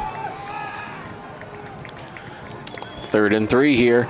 Big chance for the Wildcat D to get off the field, but number 4 Tyson takes it himself on the sweep, and he gets more than enough yardage necessary for the first down as he gets about 5 on the play. Yeah, kind of a different play there for the Greenville Lions as came around from the opposite side and right up the other side, and enough for the first down. So the Greenville Lions are going to have a new set of downs. They're going to be on their own 26-yard line. They've made quite a bit of progress from the 3-yard line, but still this Wildcat defense has got a chance to stop them in their own territory here if they can make something happen. 1st and 10 now. The quarterback keeps it, starts to take off left, but kind of stumbles and falls as Wildcats players are able to wrap him up, what should be behind the line of scrimmage. So what should be, yes, a tackle for loss and a sack on the play on 1st and 10. So it'll be a 1st and 11 now, or 2nd and 11. Yeah, 2nd and 11. It was a good stop by the Wildcat defense. Not sure what Greenville's doing changing up in the quarterback position. They really weren't. They were having pretty good success with what they were doing before, but now they've put in number 6 as a quarterback, got number 20 in as a running back again. And now number 6 will be passing. That's Gail. He starts sweeping right. He tells his wide receiver to go deep, but just wasn't able to get the timing that he wanted to, as a number of Wildcat defenders were coming in on him. And an incomplete pass there for Greenville, and a 3rd and 11 for this Lion offense. Yeah, the great coverage by 2 Wildcat defenders were all over their quarterback on that particular play, Cordarian Turner, Bull Turner, and then number 41 as well was in on that play, Ross. So good coverage by the Wildcat defense. So another chance, then something that I've mentioned previously in this game and something Coach Owens has talked about in previous weeks is that this defense struggled to get off the field on a lot of these 3rd and longs, which really is backbreaking. So Wildcats can kind of make up for it here if they can get a stop here. Gail sweeping right. He's looking for a wide receiver deep. And wow, a beautiful pass breakup there by number 18, Cordarian Bull Turner. Yeah, fantastic coverage. He came up and over the receiver for the Greenville Lions and just swatted that ball right out of the air. So, of course, it's punt time for those Greenville Lions as the special teams comes on the field for both sides, and it's 4th and 11 for these Greenville Lions on their own 25-yard line. They're going to have to punt it, and that's going to put I guess that's Colt Stillman back to receive the punt. He's standing on his own 40-yard line. This is could be great field position for these Wildcats as they turn the ball over. And a flag is thrown on the play as soon as the snap gets off. Wildcat defender or Wildcat receiver on the special team kick. That's number 4, Colt Stillman, wisely decides to stay back for a minute as it took an awkward bounce back towards the kicking team. So no Wildcat defenders came in, or Wildcat receivers came in contact with it as it started to approach there. But again, there is a flag on the play, so we'll have some referee discussion as we've come to know and love this season. And after that, here in probably 3 to 5 minutes, we'll figure out what the call on the field is. That's right. Yeah, we'll see. Let them take their time, Ross. I mean, got to discuss it. Here comes the call. Oh, it's going to be offsides against the Wildcats, but it's declined. Well, it was 4th and 11, and I guess they didn't want to kick it again, so they declined that. And so that punt had made it to the Wildcat side of the 50 on the 45 and bounced awkwardly, as Ross said, and came back to the other side of the 50. So the Wildcats will have their Hooten's Hardware first in on the Greenville Lion 48-yard line. So with a new set of drives, Brady Driver takes off with it on the quarterback keeper, and he is quickly able to get past the line, the first down marker, and get even more than that, at least 5 yards. But there is a flag thrown as Driver is brought down to the ground. It might be a penalty called against the defense as a result. Yeah, it's going to be maybe. Nope. It's called against the Wildcats. Looking like. Maybe it's an illegal block, or could have been a face mask.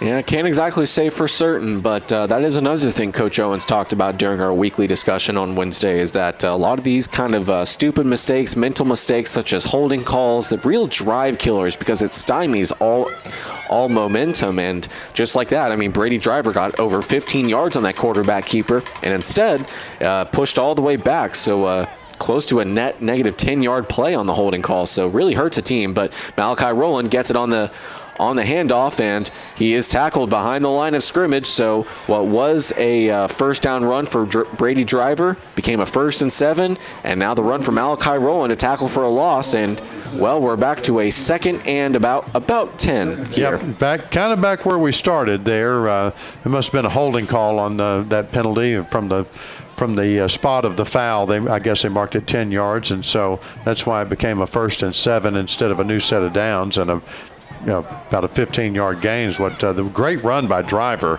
I've been very impressed with his ability to keep a level head and run the ball. Driver fakes the handoff to Malachi Rowland, and he takes off to the right on the far sideline and gets well past the first down marker yet again on the quarterback keeper on the zone read, and he's able to get 11 yards on the 2nd and 10 for a first down. No flags on that play as the Wildcats will move the sticks and have a new Hooten's Hardware first down from the Greenville Lion 37-yard line. They're marching down the field. He started out with great field position on this particular drive after that punt. The Wildcats defense holding the Greenville Lions deep. Here comes 1st and 10 for the Wildcats. In the backfield with Driver is Malachi Rowland. He gets the fake handoff, and Driver's looking deep for Weston Fields, and maybe had a Driver maybe gotten that pass off just a second earlier. Weston Fields would have caught that for a deep touchdown, but instead lots of Lions defenders in his face, as we've seen some tonight, and Driver just had to get rid of the ball.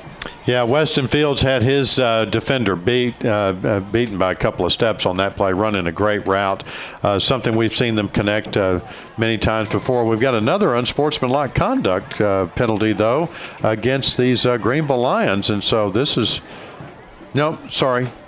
They were not calling that. Well, these officials are killing me, Ross. So 4:56 left in this half. The Wildcats are up 14-13. 2nd down and 10. And so we're going to take a timeout and talk about this. The Wildcats are going to try to make something happen, and they're going to talk about it for just a second. We're going to take a break with them, and we're going to be back in just a moment.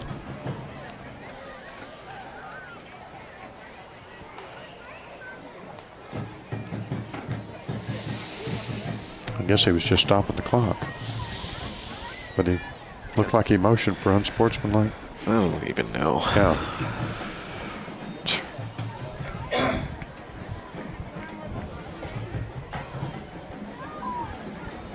And we're back at Gerald Prem Stadium with 4:56 left in this first half. The Wildcats are up 14-13 over the Greenville Lions.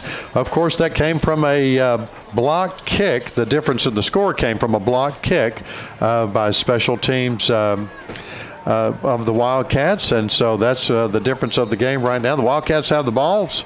2nd and 10. They're moving down the field. They're on the Greenville Lion 37-yard line, and see if they can get something moving and get some more points on the board and run the clock down a little bit before this half expires. 2nd and 10 here for Sulphur Springs, and they hand it off to Malachi Rowland, who bounces back the opposite side of the field and is able to get past a couple of line defenders. What a great second chance there made by the running back, Rowland. Yes, great. And then we've got these line judges again. They're 2 or 3 yards apart, and they mark the ball. They mark him about a yard short from where I saw that he got. I've got to get that black and white uniform when I work up here, Ross. It's killing me. 3rd and long, 3rd and medium. 3rd and 6 here for Sulphur Springs. He fakes the handoff to Rowland, and he gets it out to Luke Cayton, and Luke Cayton is able to get past a Greenville Lion defender. It's almost like he just walked right past him, but he is tackled down close to the Greenville red zone at the 21-yard line. Yes, Luke Cayton did a great job of dodging that Greenville Lion defender and picking up that first down. So now it's a Hooten's Hardware first down for these Wildcats. They're knocking on the red zone of the Greenville Lions as they're going to be on the 21-yard line. And get ready for this set of downs. They're taking their time and keeping the clock running. It's under 4 minutes now. Wise decision for Coach Greg Owens and his program, as they don't want to give Greenville any chance to score the ball. And number 8, Malachi Rowland, I believe, on the play, was able to follow his blockers in the interior of the offensive line and able to get about 2, maybe 3 yards on the rush. So a 1st and 10 becomes a 2nd and, I believe, a 7 on the play. We're going to call it that. Nobody's going to know the difference. Ross, the officials certainly won't. Yeah, well, they're going to call it a 2nd and 7 too. Now they're listening. Now they're listening to you. Take notes, refs. 2nd and 7 here for Sulphur Springs. Driver looking at Cable Glenn in the pass a little too high for his wide receiver, and Cable Glenn, a very solid target for this quarterback last week and the week before. Yeah, he was just right off of his fingertips. Really pretty tight coverage there by the Greenville Lions, and so that's going to make it 3rd and 7? Mm-hmm. Yeah, 3rd and 7. 3rd and 7. So a big play for both teams here on both sides of the ball. Sulphur Springs looking to build on their lead here, but Brady Driver's got pressure in his face. He dishes it out to C.J. Williams on the screen, and he's got it for the first down and more. Inside the 5, C.J. Williams touchdown, 18 yards. Fantastic run by C.J. Williams. A lot of pressure on Brady Driver. He took his time and he threw it right over the middle, right into a sea of defenders. And the Wildcats came up with it and came up with a touchdown as Northeast Texas Farmers Co-op says, way to go Wildcats for putting 6 more points on the board. It's 20-13, and here comes the extra point by the Wildcats. Is that Mr. Santa Cruz down there? It sure is, and Santa Cruz will see if he can't make this an 8-point lead for Sulphur Springs. And an 8-point lead it is, which also makes it the largest lead of the season for the Sulphur Springs Wildcats. With 3:12 left in this half, the Wildcat defense is going to have to dial it up and keep the Greenville Lions out of the end zone before halftime. We're going to take a quick break, and we'll be back in just a moment with the J. Hodge Chevrolet Kickoff.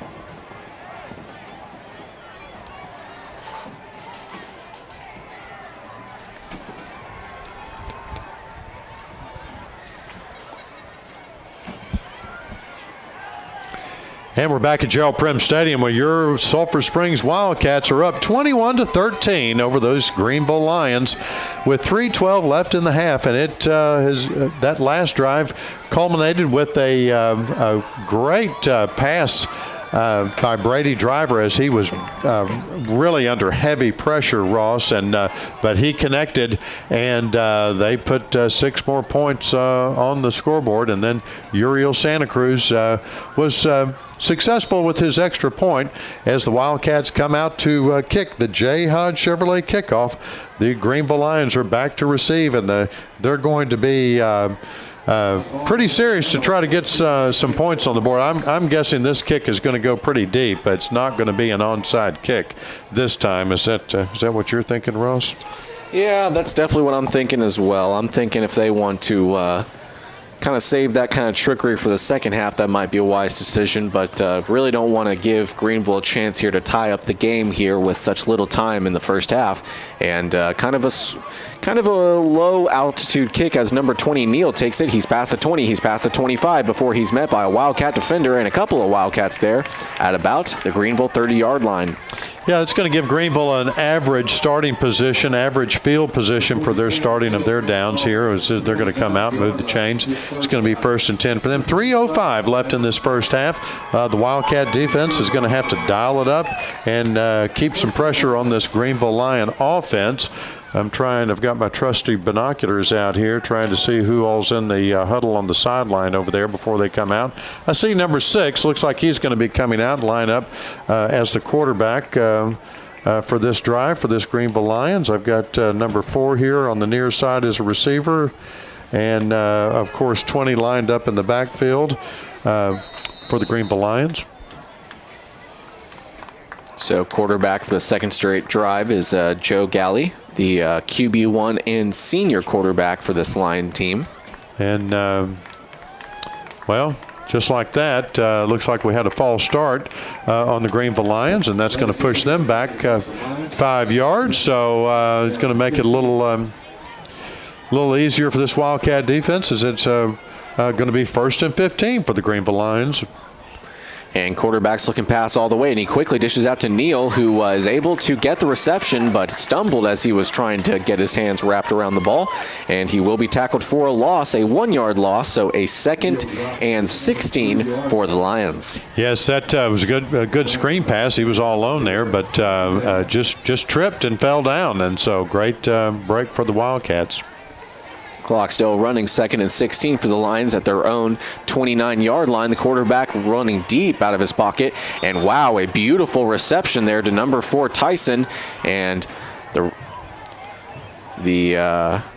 looks like the refs were discussing it for a moment, but it will be a reception, a good reception, and still short of the first down necessary. They'll be 4 yards short on 3rd down.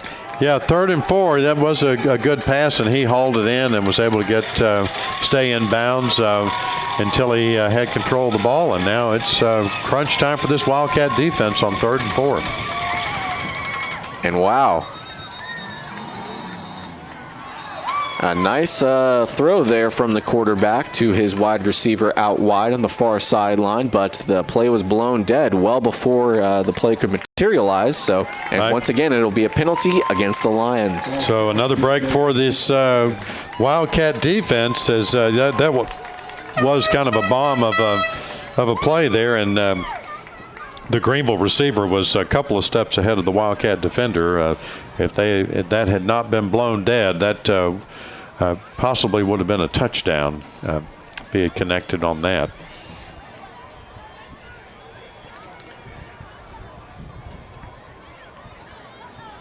The officials stepping off 5 yards, so that's going to put them right back about where all of this started. It's going to be about 3rd and 9, actually. So quarterback looking pass all the way. He starts to roll out left, and there is another flag on the play. That should be holding, is what I saw against one of the Greenville Lions. But if it is a holding, I would imagine Coach Owens is going to decline this. Absolutely, as far as they have to go. Take a 4th and 9 here for the Lion offense. Right. Right. When the offensive lineman has one of our Wildcat defenders with both hands wrapped up in the jersey, that's an easy holding call to call. But it is declined, and no. Yes, it was declined. It just, Coach Owens was practically pulling his hair out from the near sideline, trying to get in contact with the referee and let them know, no, this is in fact declined. Right. So. Just trying to paint that picture in my mind of Greg Owens trying to pull his hair out, but that's, yes, kind of a challenge there, and that's going to bring up 4th down for these Greenville Lions, and they're going to punt. Punter back, set to receive the long snap. He gets it off and away. Might have been hit by a Wildcat defender there, but the Wildcat return man on the play, that was number 4, Colt Silma again, was able to fall down on it, and it will be downed right around pretty close to the Sulphur Springs 40-yard line at the about 37.5-yard line.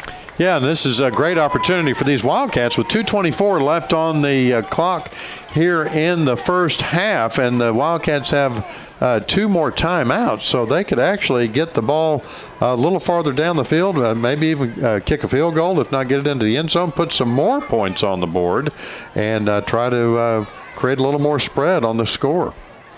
So the running back will take it on the first carry from the first play from the Wildcats, and that's number 9, J.J. Hall on the carry, who got a 1-yard rush on the play. Yes, Wildcats keeping on the ground, letting the clock run down.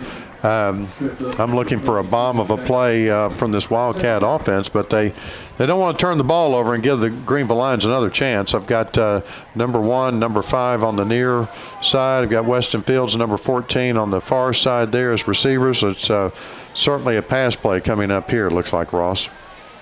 Yeah, I would think so, as quarterback Brady Driver is in the shotgun, and he looks past, but he takes off with it on the quarterback draw, and he's got well past the first down. He's past it 45-40, and he runs out of bounds inside the Greenville 40-yard line to the Greenville 38.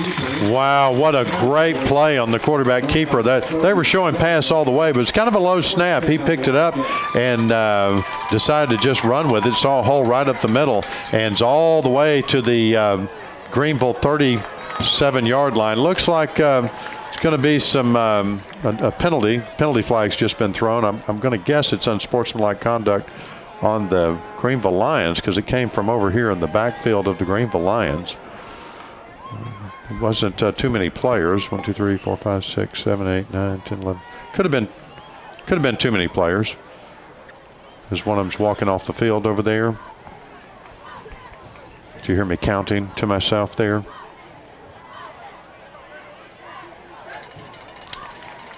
So you're exactly right. Another unsportsmanlike conduct penalty called against the Greenville Lions here at Gerald Prince Stadium. A huge penalty. Huge. You're absolutely right, because that is 15 yards. They were at the Greenville 37-yard line, but that's pushed all the way to just outside the Lion red zone at the 22-yard line. And I thought they threw another flag. They're just throwing the flag back to the official that threw it originally and had gone over to explain it to the Greenville Lions coach. So knocking on the red zone, the Wildcats are on the 22-yard line. Quarterback Brady Driver looking deep. He had a wide receiver, but he threw an interception at about the goal line, and now Weston Fields coming in to make the tackle. Yeah, it was a high throw, but an even higher jump by that Greenville Lions defender, and he snagged the interception away from Brady Driver and his intended target. So that's going to turn the ball over. The Greenville Lions are going to have a short time on the clock, 1 minute and 31 seconds left in the half. They've got 2 timeouts left as well, but they're deep in their own territory as they're going to spot the ball on the Greenville Lions 17-yard line. It's going to be 1st and 10 for these Greenville Lions. They've got a long way to go, and that was a beautiful pass, but just a huge jump by that Greenville defender to snatch it out of the air. I thought that was a touchdown for sure for the Wildcats. So now the Lions run back onto the field with their offense at their own 17. They have just over 1.5 minutes to go, and a trick play upcoming. And wow, it looks like the Wildcats will have some nice defense on the play. That was number 4, Colt Silman, who came in on the to wrap up the wide receiver to nullify any sort of big play opportunity for the Lions. So it will be a 2nd and 10 still from the Lions 17-yard line. Colt Silman having a great game tonight. Cordarian Turner having a great game on this defense. Defense is looking good tonight, as well as the offense. I mean, the Wildcats are looking good on both sides of the ball. Still trying to hold on to that 8-point lead. Their quarterback for the Lions rolling left. He's looking for a man deep, and it looks like maybe a Wildcat defender could have wrapped up. And number 6, he's looking, and another. Oh, wow. Number 7, Riley Hammonds dropped a surefire interception, and that's just one of those plays where he started running off before he really thought about completing the process of the catch. Yes, the Greenville Lion quarterback was scrambling and throwing definitely under Wildcat pressure. Colt Silman was right there, but and hit him just right in the numbers, but couldn't hang on to it. That would have just really iced this half for this game. But the Wildcats are still up 21-13, 1:10 left. It's 3rd and long for these Greenville Lions. They're going to take a quick timeout and talk about it. And actually, I think the Wildcats have taken that time out to talk about it because it's a crunch time for this defense. We're going to take a quick break with them, and we'll be back in just a moment.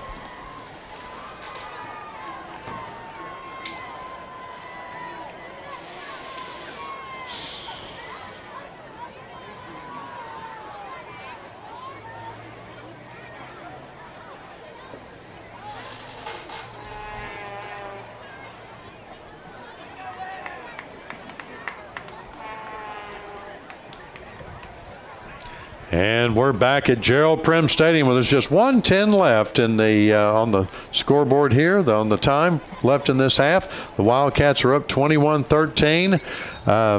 Greenville Lions have the ball deep in their own territory. It's 3rd down and 10 for them. And the Wildcats have called timeout to talk about it. It's got to be a big stop on this play, and if they can make this big stop, they're going to get the ball back with a little bit of time, try to get down the field. They were on a drive looking like they were going to put some points on the board there, Ross, but got intercepted. And then the Wildcats turned around, almost intercepted on that last play, but couldn't come up with it.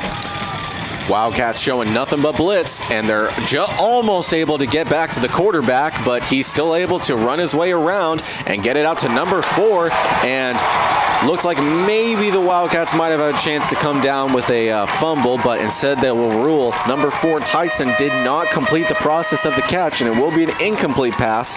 Clock stops with just under a minute to go at 59 seconds here to go in the first half, and the Wildcats are about to get the ball right back. Yes, the Greenville Lion quarterback, that's the quintessential definition of scrambling. He was all over the field and threw that under pressure. Had a wide open receiver, but a Wildcat defender was there just as soon as he caught the ball and popped him, and the ball popped out. And it looked like a catch and a fumble.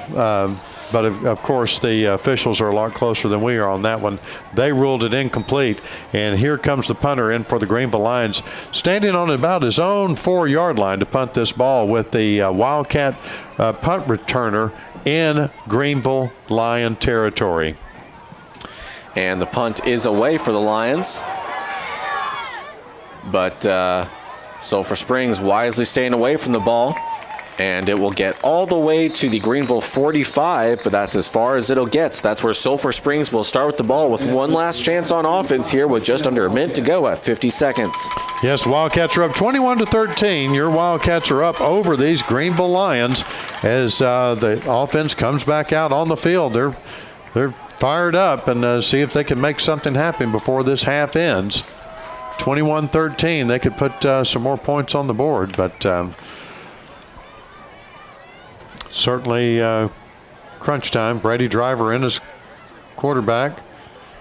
We've got another flag on the play. Yep, yet another penalty against the Lions. And from where that penalty, I guess they're going to go from the spot of the foul. This is unbelievable. This is the biggest penalty I've ever seen. So instead of being on the 45-yard line, they're going to move the ball all the way down to the 18, 17-yard line. But now he's got the ball. Yeah, he's going to spot it there on the Greenville Lion 18-yard line. Fantastic field position for your Wildcats. So obviously a huge penalty against the Greenville Lions, unsportsmanlike conduct, as the Brady Driver is going to be in the red zone with 50 seconds left on the clock. Sulphur Springs also has 2 timeouts left in the first half, so they've got nothing but time, really. And Lions showing blitz. He's looking at for Matthew Sherman again, and once again, he could not connect with the senior. Another what looked to be surefire touchdown on the play and just overthrown by the quarterback. Yeah, pretty close coverage by the Greenville Lion defender there, and I think Brady Driver just threw it just a little too far out of the reach there for Matthew Sherman. A good route run by Sherman, but just some good coverage. Only 5 seconds clicked off on the clock, so that leaves 45 seconds left in the half. Wildcats are up 21-13. They're taking their time. Play clock down to 10. They're going to have to snap the ball pretty quick. They're showing pass again, but we'll see what happens. So you're exactly right, Chad. They're looking pass, and he's rolling to his right, but instead he takes off with it and is tackled right about at the line of scrimmage. Oh, man, that had some chance to really make some yardage, but Sulphur Springs will call a timeout on the play and stop the clock with 37 seconds left to go in the half. We'll take a quick timeout with them, and we'll be back in just a moment.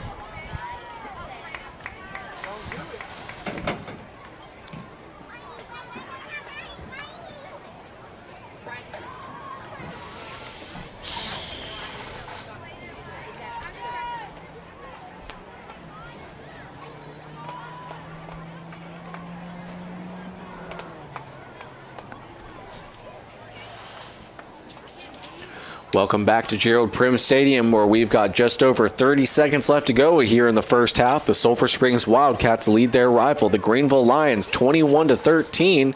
But Sulphur Springs does have the ball inside the Greenville red zone at the Lions' 18-yard line. Again, 37 seconds left to go and a chance to at least get a field goal here. Yes, but only one chance to make something happen, and then it's going to be a field goal decision time as it's 3rd and 10. The ball's on the Greenville Lion 18-yard line, and so we'll see if this Wildcat defense can make something happen. Excuse me, Wildcat offense. 3rd and 10 here. Sulphur Springs looking to get a first down. Brady Driver tries to take off with it, but he'll have no kinds of yardage to work with, so he looks like he'll probably be tackled right about at the original line of scrimmage. Maybe, yes, he will be tackled for a loss on the play, a loss of 1. So a field goal upcoming here for Sulphur Springs. Yeah, good decision here with 32 seconds left. He ran to the sideline there, tried to find an open receiver, couldn't find one, and that's going to bring out Uriel Santa Cruz to attempt this field goal attempt. About a 31-yard field goal for Uriel Santa Cruz. Kick is up, on its way, and it's no good. Oh, goodness. So it goes wide to the left as the Greenville Lions will take over the ball. The Wildcat defense comes out on the field. It's going to be interesting to see what these Greenville Lions are going to do. They have one timeout left. Wildcats are up 21-13 over the Greenville Lions. Only 27 seconds left on the clock for this half, and they don't want to risk an interception, so I don't know if they're going to. They may try to throw a long bomb, but certainly they've had trouble connecting on the short pass. So we'll just have to see what the Lions are going to do.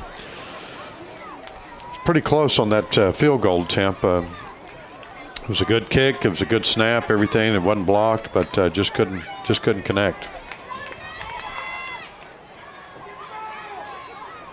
So Greenville looking towards number 14 on the play, or I'm sorry, that might have been number 13, but either way, they get a first down on the reception and a new set of downs.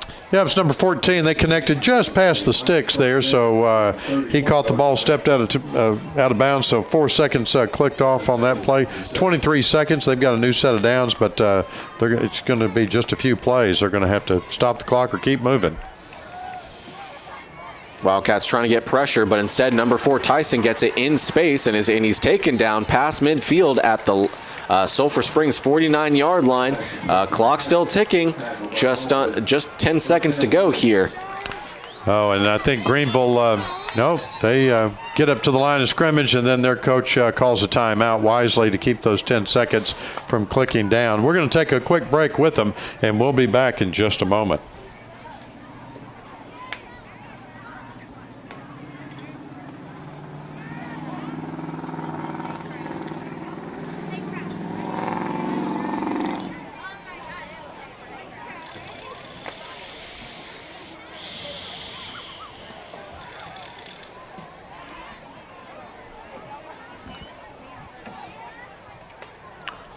Welcome back to Gerald Prim Stadium, and we've got a very tight ball game as the second half is just about finished with just 14 seconds left to go on the clock. One timeout for each team as the Lions have the ball on the Sulphur Springs side of the field at the 49-yard line. Yeah, it looks like their coach talked them into retroactive timeout there, that he called that before some of those seconds clicked off. So they put 4 seconds back on the clock, 14 seconds for these Greenville Lions. Depending on the play, just enough for maybe a couple of plays, but they've got 49 yards to go, and they've got a long way to go to kick a field goal as well, but we'll see what they've got as they're ready up to snap the ball. And the quarterback sweeping to his right a bit, and he's looking deep. He's got a man. And wow, a beautiful pass there, but there were 2 Wildcat defenders on the play, draped over that wide receiver. An incomplete pass, and 2nd and 10 coming up here for the Lions, just 8 seconds on the clock. Yeah, Colby Albritton, the defender for the Wildcats on that play, that was very good tight coverage. And then also a couple of defenders just pounding their quarterback as he released the ball. A lot of pressure. So good defensive play by the Wildcats. It's second down, 8 seconds left in the first half. Once again, looking deep. And he's got a beautiful throw there, and he's got a wide receiver deep, but once again, 2 Wildcat defenders draped over the wide receiver. An incomplete pass, and it will be a 3rd and 10 upcoming for Greenville. Yes, 2 seconds left for this first half. 7 and 4. That was. Is there another flag on the play? Holding against the Greenville Lions. So this is really going to make it an uphill battle for them with only 2 seconds left on the clock.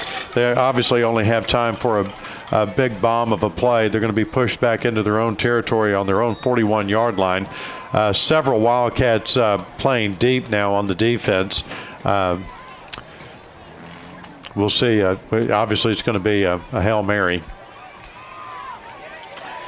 And once again, their quarterback sweeping right and waits until the final second to get that pass away and try to get into his check down, number 3, but incomplete, just out of the reach of his wide receiver. So that will end the first half as your Sulphur Springs Wildcats lead the Greenville Lions 21-13. We'll be back here for halftime festivities here at Gerald Prim Stadium. But first, we're going to hear from a couple of our play-by-play sponsors and some of our halftime sponsors here on Wildcat Radio, KSST, 1230 a.m.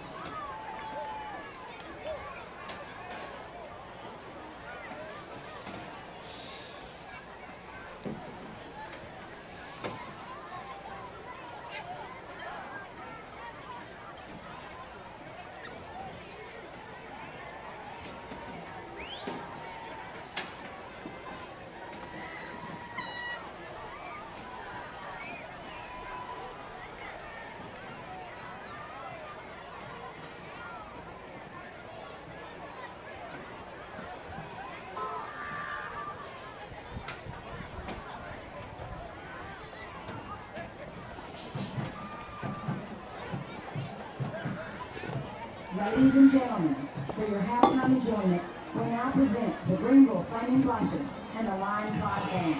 The Flaming Flashes are the oldest drill team in the world, founded 93 years ago by Dusty Mel Davis, the famed creator of the Killer Ranger X.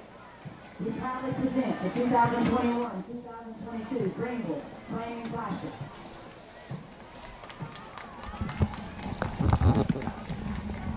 Officers are Park Area, Ashley Allison, daughter of Kimberly. And we're back at halftime here at Gerald Prim Stadium, where the Greenville drill team and their band is taking the field, and we've got a good ball game on our hands here, Ross, where the Wildcats are up 21-13 over these Greenville Lions, the old rivals of years past, and certainly a good matchup today. I think the Wildcats seem to be firing on all cylinders. The offense is doing great. The defense is doing great. Special teams seem to be doing very well, making some big plays. And so, like I say, I think we've got a ball game on our hands. Yeah, you're absolutely right. It's been a very tight contest up to this point. Sulphur Springs did get a 3-and-out on their first possession. Then Greenville got the first score of the game when they got a touchdown on the ensuing drive. Then Sulphur Springs, I believe, let me double check. Yes, then they responded with a touchdown of their own. Greenville got their second touchdown of the night on their second possession of the game, going up 13-7, but the PAT was no good. Then Sulphur Springs, on their next drive, retook the lead, getting a touchdown of their own thanks to Brady Driver rushing in from 13 yards out. And then a good extra point from the Wildcats gave them the 14-13 lead. The Greenville Lions then turned it over on downs, and Sulphur Springs then followed up with a 3-and-out. The Lions then punted the ball after a pretty lengthy drive, but then the Wildcats got their third touchdown on the night and the third from Brady Driver on the night on an 18-yard touchdown pass to C.J. Williams, which gave them a 21-13 lead over the Greenville Lions. So a good game here up to this point. Yes, and a couple of big plays, a couple of big stops. Certainly, Martin, number 25, on blocking that extra point was just been probably the play, could be the play that makes the difference in the game. And we'll see how, of course, it shakes out. The Wildcats are up 8 points now, but if it comes down to the wire and it's a 1-point difference, then that's going to be the difference of the entire ball game, is that one blocked PAT. But good coverage by the defense. We've seen some good coverage by Colt Silman, and Cordarian Turner has been having a good game on defense. So just a lot going on, a lot of positivity for these Wildcats. We wait for the Greenville drill team and their band to finish their performance, and of course we'll be bringing you the Wildcat, the Blue Blazes, and the Wildcat Band will be bringing their performances to you live here as well during this halftime show. We'll hear from a few more of our halftime sponsors while we have time here, and we'll be back after we hear from a few of our sponsors for halftime here on Wildcat Football, brought to you by KSST.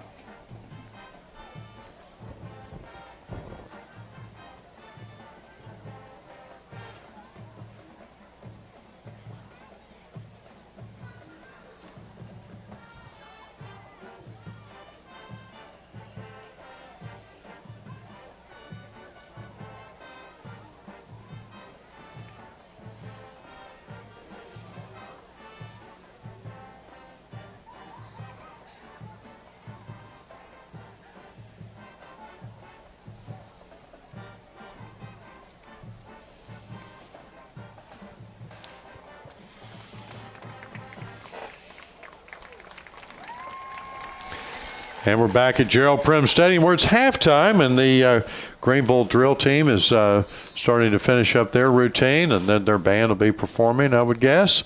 Huge percussion section coming out for the Greenville band. Yes, and always great to have these bands, whether it be Sulphur Springs on their home field or the visiting bands from various teams from District 8 5A always make the trip, and always great to see a drill team perform and do their weekly routine, if not bi-weekly routine. But really enjoy seeing these lines and love their uniforms between the split right down the middle, kind of crimson red and the white. It's a beautiful uniform, wearing their hats, but no plumes. So traveling a little bit light here tonight, and it looks like this will be the time reserved for the Lions Band UIL show. Can't wait to see how this goes. Absolutely, and got a few scores for you around the district. The Ennis Lions are over the Forney Jackrabbits 21-0. The Royce City Bulldogs are leading over the Crandall Pirates 42-35. It's 8 seconds left in that first half. And then Corsicana was able to beat the North Forney Falcons that game because of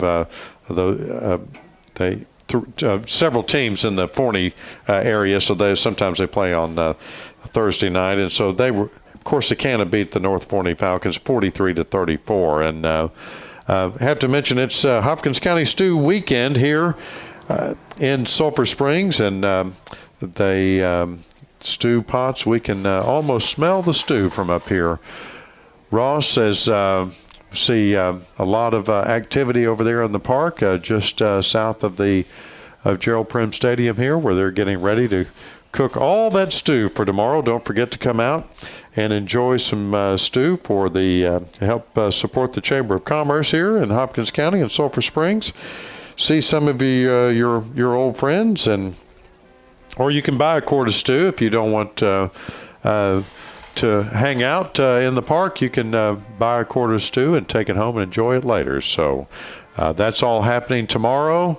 If you've never been a part of that, it's certainly something to experience. So they're having a concert over there tonight. That'll go well into the evening and get started early in the morning, as all those fires will be started and tended to long before dawn, and which is not too far away for some of those cooking teams. And so it's certainly a big event here in Hopkins County and in Sulphur Springs. So get out and enjoy that however you can, and listen to there's almost a play-by-play happening on KSST of the Hopkins County Stew, as well as Anola will be broadcasting from and to all the stew sites, as all of the campsites have been giving radios to tune into KSST, and we'll be making their announcements for them on this very station. So tune in and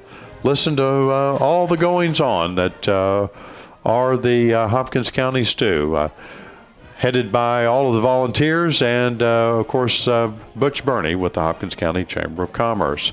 So we'll take another break as the Greenville band will be wrapping up here, and we'll be listening to that Wildcat band here shortly here on Wildcat Radio, brought to you by KSST 1230 AM. We'll take a break and hear from a couple of our sponsors, and we'll be back in just a moment.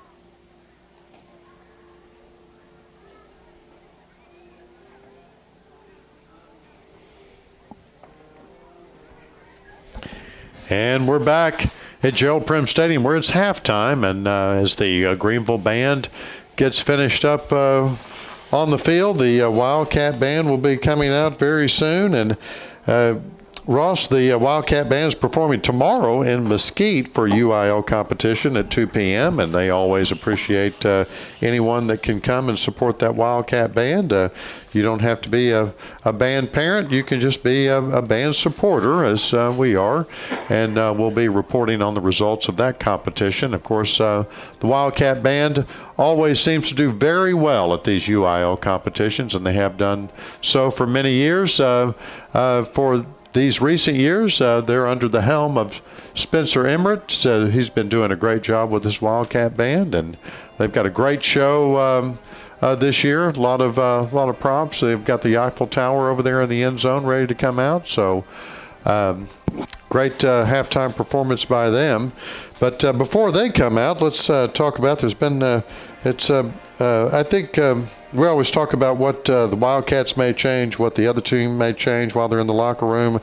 I don't think the Wildcats are going to change anything, to be honest with you.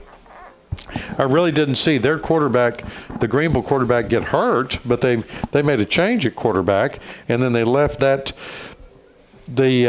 young man that was playing quarterback for the first several drives, they left him in as a running back, and so they really changed things up.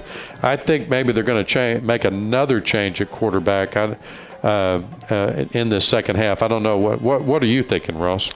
Yeah, I think I agree, because when that quarterback, I believe that was number three, yes, Micah Simpson, who was the quarterback in at first, when he was in on the field, the option for him to pass, and he was a pretty decent passer. He wasn't great, but he was decent.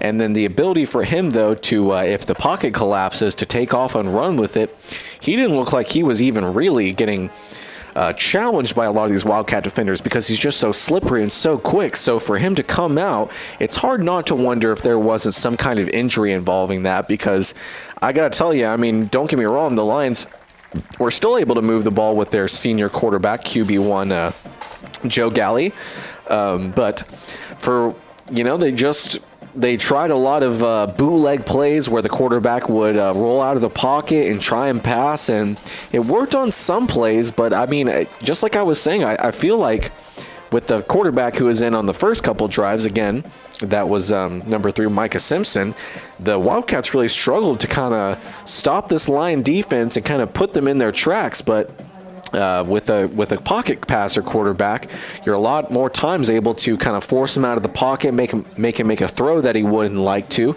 as we saw from a couple close interceptions for the Wildcats D. But I'd imagine that Greenville might make another change at quarterback, but kind of same thing as last week. I hope Greg Owens is in that locker room just saying, hey, just keep it up. Keep it up. Yeah, the Wildcats are firing on all cylinders, the offense, the defense, the special teams. Even that they had that great, what I would call a successful onside kick But the officials didn't see it that way, and it ended up with a penalty against the Wildcats and turning the other way. So the 60th line of the Blue Blazes is about to enter the field. We're going to hear from them in just a moment. But, yeah, I think, and they also on the Greenville side, I think they'll probably say they've got to find some way to dial back the passion and the emotion and dial back those penalties, because they have really suffered with penalties on the Greenville, mostly unsportsmanlike conduct penalties. So I think maybe they're going to try to make some changes there. So, but maybe there was a hand injury for number 3 there, or the Greenville Lions, so maybe he just didn't feel like he could throw as well. But because he's still out there, they're giving him the ball. I don't know. It seemed like a strange choice, and their quarterback does not scramble like ours does. Here comes the Blue Blazes. Distinguished 60th line of the Blue Blazes as they strike up the band.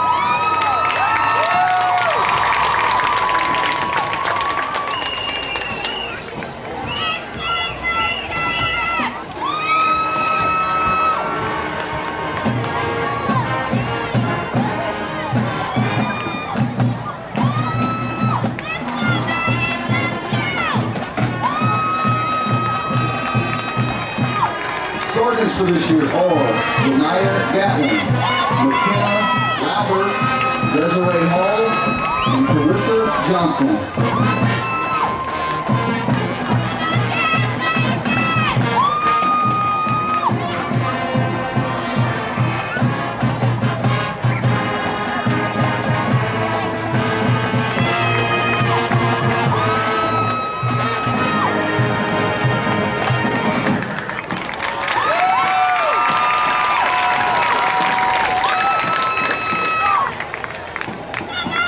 Officers for the 60th line are Junior Lieutenant Sally Spraggins,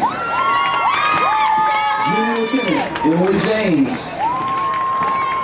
Junior Lieutenant Jocelyn Yanez,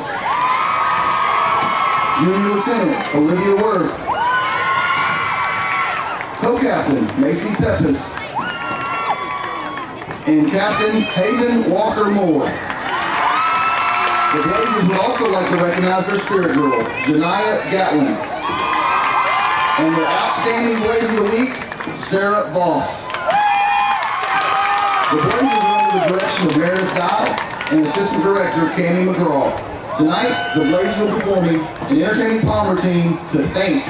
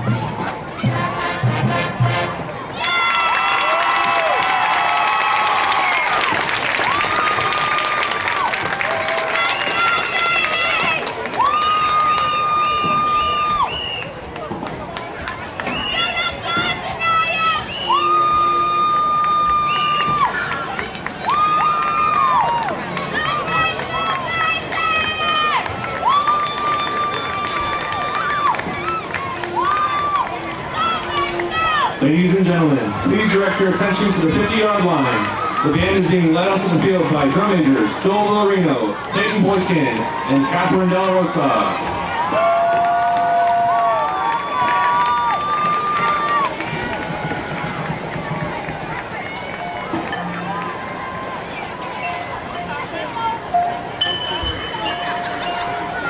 Ladies and gentlemen, here they come. Man, oh man, that Wildcat band.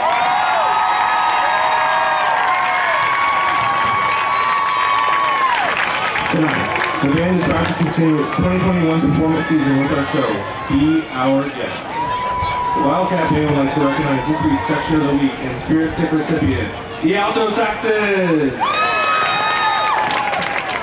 And this week's band members of the week are Alicia Alvarado and Jose Salas.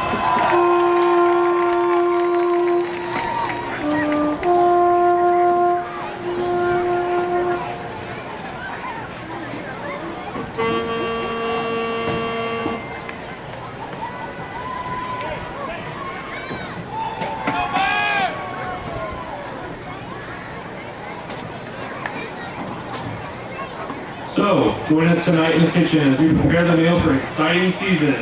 Ladies and gentlemen, Sulphur Springs High School is proud to present the Wildcat Band!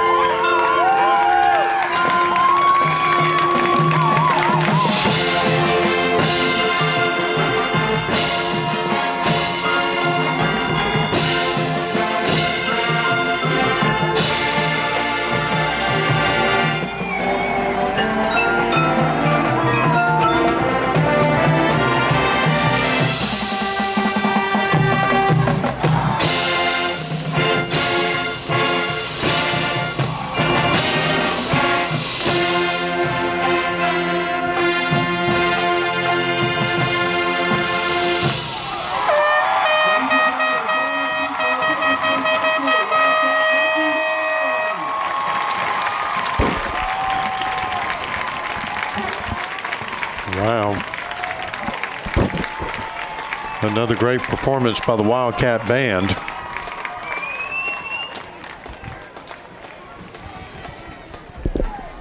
Directors for the Vanguard, Spencer Emmer, Elizabeth Bialeski, Jeff Garza, Brittany Robinette, Zachary Griffin. And another reminder that the Wildcat Band will be performing at or competing at the Mesquite Memorial Stadium tomorrow at 2 p.m. and all the band parents, of course, be there to support their band members as well as just band fans. So the more the merrier. At Mesquite Memorial Stadium over there in Mesquite, of course, at 2 p.m. tomorrow for their UIL competition. The Greenville Lions entering the field, and the Wildcats about to take the field as well. But before the game, we had some Hall of Honor inductees that they do every year, or most every year.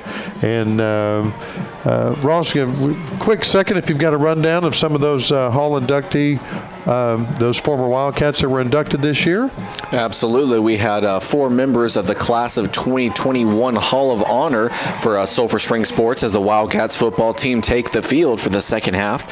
The eldest inductee was a class of 2005 member, Keenan Clayton, who all-state football player for the Wildcats, received a scholarship to play for the University of Oklahoma, and then later went on to play for the Philadelphia Eagles in the NFL, also with the Oakland Raiders, now Las Vegas, and then also ended up with Toronto of the CFL.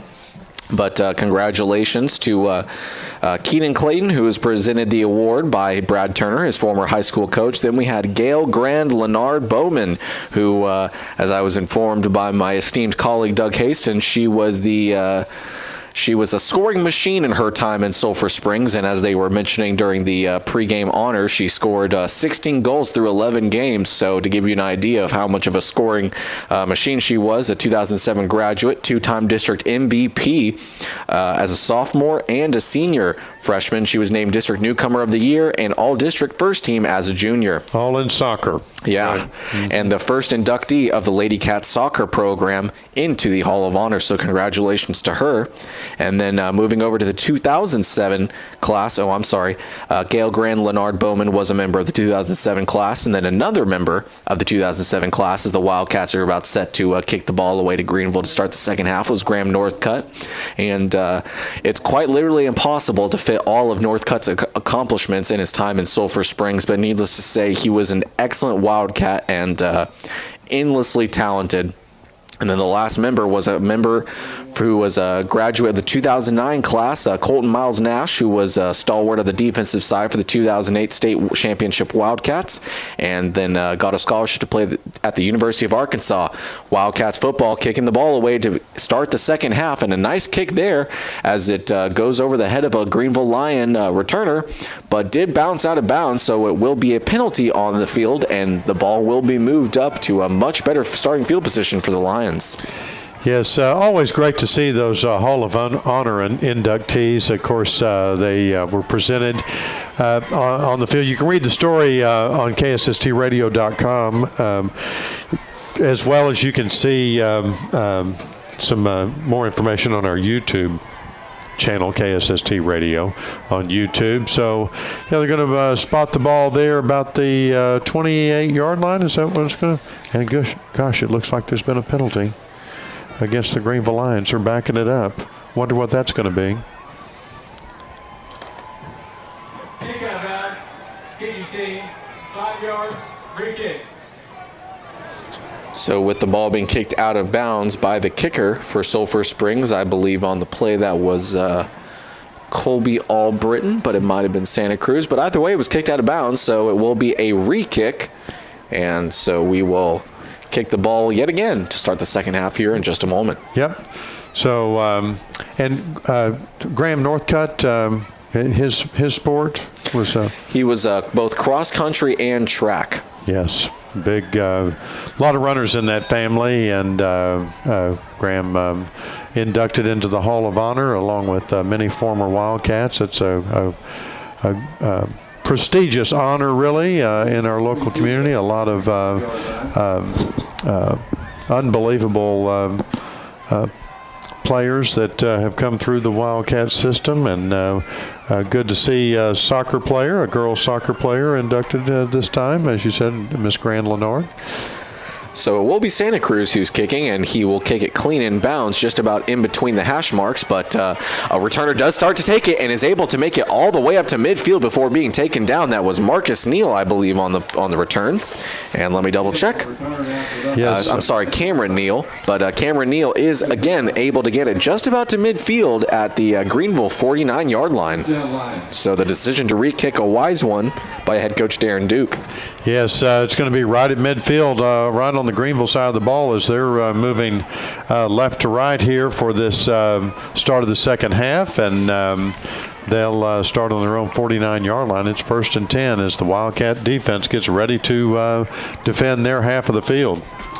And we sure do have another quarterback starting, and this time it's number 3 who once again gets the snap and starts to take off with it and is able to bust through that line of a number of both Lion and Wildcats and is able to get more than 5 yards, about a 6-yard rush on the rush. Not sure if we have ESP or if they've got KSST piped into the visiting locker room there, but they took our advice and made a change at quarterback there.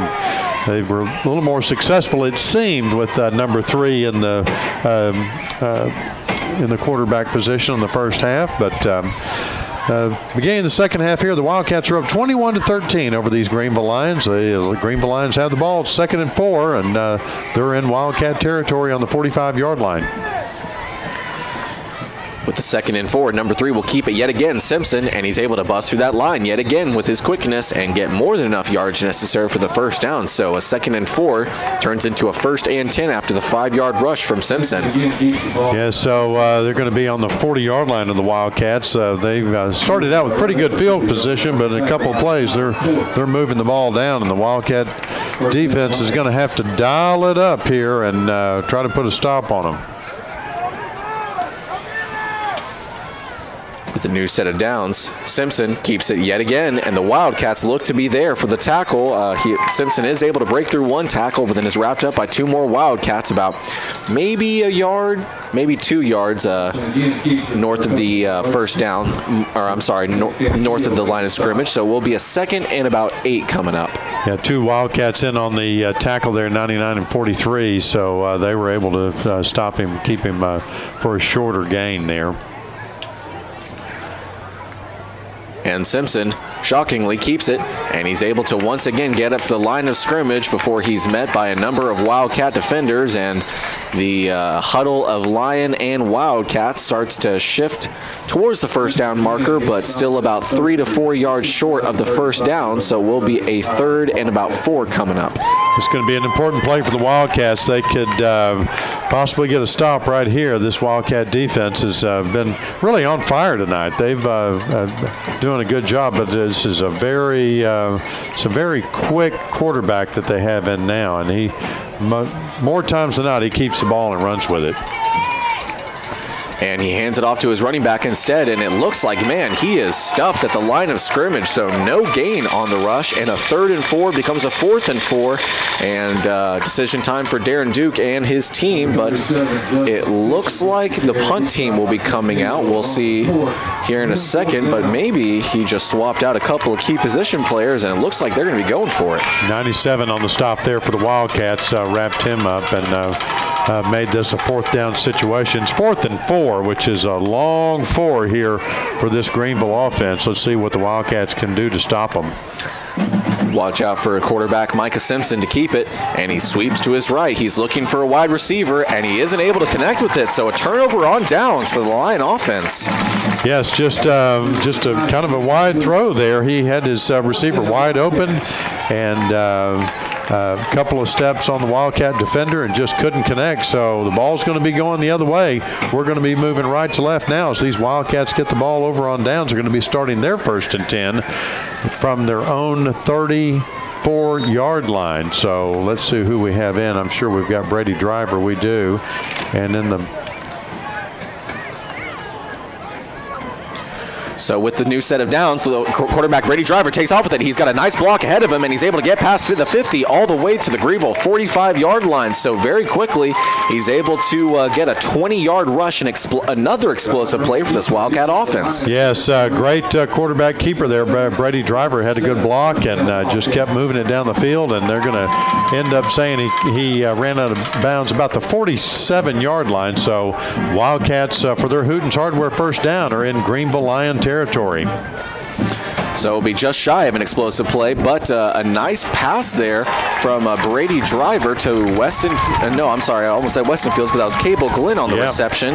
And a very nice reception there from Cable Glenn, as the pass wasn't as quick from Driver as Driver may have wanted, but Glenn's still able to catch the ball, go down with it. So it will be a 7-yard reception on 1st and 10. Nice job of keeping ahead of the chains for this offense. Cable Glenn was really wrapped up by the defense, but didn't stop him from making a great reception. And fakes the handoff to his running back, and instead he will keep it, take off with it, and he's able to get past the first line and up to the linebackers, and is able to get the first down on what should be just about a 6-yard rush for the quarterback.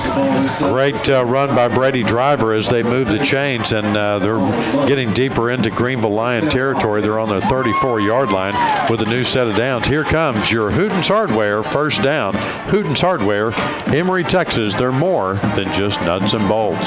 This drive started at the Wildcats' 34-yard line, and 25 of it has come on the ground from quarterback Brady Driver, and he will hand it off this time to his running back as to make sure that he can continue to go back to that well later in this drive, but the running play does not go as perhaps hot as they had wanted it to, as it only got about 2 yards on the rush. Yeah, there was they stopped, gave him his forward progress there, but he was wrapped up. There were a lot of players in there pushing and shoving. The ball was blown dead, and still more pushing and shoving, but no penalty. They come up for their second down. It looks like they're giving about 3 yards there. The line judge and the ball marker are different places. So on the 2nd and 8, he will hand it off to Douglas Deloney, who's able to barrel his way past some Lions defenders pretty close to the first down. It looks like he'll be about 1.5 yards short, so a 3rd and pretty short for this Wildcat offense coming up. Yeah, there's that 2nd and 3rd effort by Douglas Deloney on that, and a Wildcat, a Greenville Lion lost his helmet. He checks out for this play. They moved the sticks on that one. They're going to give him this forward progress for a first down. So now the Wildcats are knocking on the Greenville Lion red zone at the Greenville Lion 24-yard line. So a low snap there, but he's able to keep it, or Brady Driver keeps it. He fakes the handoff to Douglas Deloney, and a wise decision at that one, as the line of scrimmage was at the 24, and he's able to barrel his way forward all the way to the 15. So 9 yards on the 1st and 10 zone read from quarterback Brady Driver to get close to the first down yardage. Yeah, he's got 1 yard or less now to get a first down and move these sticks again. So these Wildcats are on fire, moving the ball. 6:17 left in the 3rd quarter. Another low snap, but he's able to hand it off to Deloney, and he barrels his way past the defensive line and up to the linebackers, and we've got another flag on the play. We'll see who it's called against. Well, there's a couple of flags down there. I don't know if it's for the same infraction. Douglas Deloney powered over one of those Greenville Lion defensive players, and there may have been some discussion about that after the play, but the Wildcats seem to be backing up, so it looks like it may be against these Wildcats. So I'm going to guess it's an unsportsmanlike conduct. I didn't see anything else going on, and the official is walking the ball back. 2 fouls on the play. 2 fouls. 59 of the offense, 10 yards. After the play, unsportsmanlike, 3 of the offense, 15 yards, still taken out. So that's going to back these Wildcats up quite a bit, as their 2 penalties are called against the Wildcats, one for holding, one for unsportsmanlike conduct, and that's going to be 25 yards back, and put the ball way back here on the 40-yard line. So that's going to make it trying to calculate exactly how far this second down. See, it's at 10, 20, so 26 yards it looks like. 2nd and 26 for these Wildcats from the Greenville Lion 40-yard line. And Driver decides to keep it, and it might be, or wow, he's able to go back the opposite way and start to take off. He's got some blockers ahead of him, and he's able to get past the 20-yard line to just about the 15, but there is a flag way back in the backfield, all the way back near the Greenville Lion 42-yard line, so I imagine a holding call is on the way for Sulphur Springs. Yeah, that he reversed direction there and did a great job picking up that yardage, but it may be for naught here because as the 45 blue. Yep, as the play turned around and the players tried to turn around, one of the Wildcats got caught holding there, and that's going to push them back another 10 yards from about the previous spot, I guess. And right on the midfield stripe, the 50-yard line is where the Wildcats are going to be pushed back to. That's going to make it, they get to repeat that down, but it's 2nd and 36. So big play time calling here for Wildcat offense. Yeah, this is what some announcers would call 2nd and a mile. Might be a 2nd and a country mile at this point, 2nd and 36, but looking deep, Driver, and tries to get the pass off and just about threw it to a line defender as the lines were in his face. A line defender walked right over Driver, and we're starting to see a lot of these rivalry emotions come out as so many unsportsmanlike conduct penalties and a lot of trash talk on that field. Right, yeah, that was pretty good pass, but he was getting hit right as he let go of the ball, and so the ball didn't go where it was intended. Bounced off the helmet of a Greenville Lion defender, and luckily wasn't intercepted. But now it's 3rd and that country mile. So from midfield, he'll fake the handoff to J.J. Hall and instead keep it, and is able to barrel his way forward past the Greenville 45-yard line to the 44, and is able to get about 6 yards on the QB rush, but that'll make it a 3rd and 30 at this point. So punt situation coming up for the Wildcats on a long 4th down. Yeah, 4th and 30 for these Wildcats, and it's the ball marked about on the Greenville line 44-yard line. We're going to snap it from the punter back in Wildcat territory on his own 42-yard line. Colby Albritton gets the long snap, gets the punt, and it looks like a booming one. Goes straight to the Greenville line and calls for the fair catch, and it will be downed at the Lion 15-yard line. So that should be where the Lions will start with the ball for their next offensive drive. So the turnover on 4th down from the Greenville Lions on their first possession of this half, and then the Wildcats unfortunately suffered some the wrong side of the penalty flag there, and got pushed way back too far to make something of their drive. Had to punt it away. So the Greenville Lions are going to have 1st and 10 from their own 15-yard line. 21-13. The Wildcats are ahead of the Greenville Lions with 5:07 left in the 3rd quarter. Quarterback Simpson will hand it off to his running back Neal, and he looks like he is swarmed up in the backfield, and yes, he sure is, as he's tackled for almost a 5-yard loss on 1st down. Yes, that's a great play by number 17 for the Wildcats, who wrapped him up in the backfield and dropped him for a loss of yardage. So 2nd down for these Greenville Lions coming up. The Wildcats defense are really trying to make a play here. So on a 2nd and 13, quarterback sweeps right, and on the option, he dishes it out to his running back, Neal, and he's able to push his way forward for plenty of yardage and pretty close to the 1st down after getting tackled for a 3-yard loss, and he'll be about, I want to say, maybe about 4 yards short of the 1st down marker, so a 3rd and about 3 coming up. Yeah, so again, crunch time for this Wildcat defense. Called 17 there on the tackle there on that 1st down. That was Devin Franklin, so great job by him. And Greenville Lion runner just running out of bounds on that last play. So this is a very important play for this Wildcat defense right here. We'll see if the Wildcats can get a stop on a third and very manageable for this line offense. The quarterback Simpson will take off with it. He's able to blow past the defender, and he's in the backfield. 40, 45, 50, 45, 40, 35, 30, 25, 20, 15, 10, 5 touchdown Lions. They'll look to see if he went out of bounds, but no, it is good. A 78-yard touchdown run. Unbelievable run by the quarterback there for the Greenville Lions as they put 6 more points on the board, making it 21-19. They could tie it up with a 2-point conversion, but we'll see if they're going to kick the extra point. Still early in the game. 4:13 left in this third quarter as the Greenville Lions inch a little bit closer to tying up this ball game. Looks like they're getting direction from the sideline there of the Greenville Lions, like they're going to be going for 2 on this. Obviously, an extra point is not going to tie it up too well, so their play clock was running down. Now they're going to call timeout, try to discuss it more. We're going to take a timeout with them. We'll take a short break, and we'll be back in just a moment.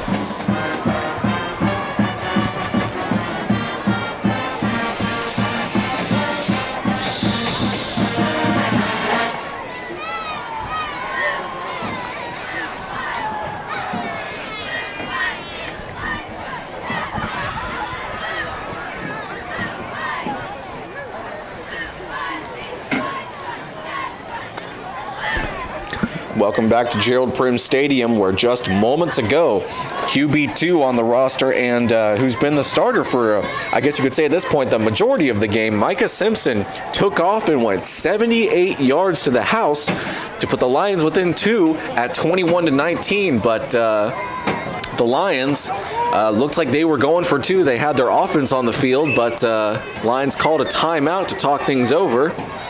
And probably just want to make sure they've got the right play discussed. And Darren Duke sent his offense back on the field. So the 2-point try coming up for the offense. And still in the game is number 3, Micah Simpson. They've got, lots of motion here. And they're just going to throw this Wildcat D for a loop. Try and get an easy touchdown. But, the Wildcats are able to intercept it in the end zone. 15, 20, 25, 30. And Cordarian Bull Turner on the interception on the 2-point conversion attempt. Great play by Cordarian Bull Turner as he read that one all the way across the field. There is a flag on the play. We're going to see.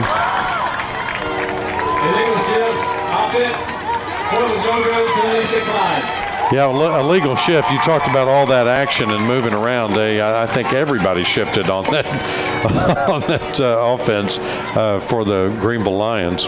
Yeah, on a lot of plays you'll see a wide receiver sweep right to kind of maybe fake a handoff or take it on the sweep. But on that play, you had 4 different wide receivers all moving at once. And well, the fact that I've never seen that before lets me know that that was, in fact, quite the illegal shift. Absolutely, yeah, that was quite interesting. So that's going to turn the we're going to take a quick break, and we'll be back in just a second with the J. Hodge Chevrolet kickoff.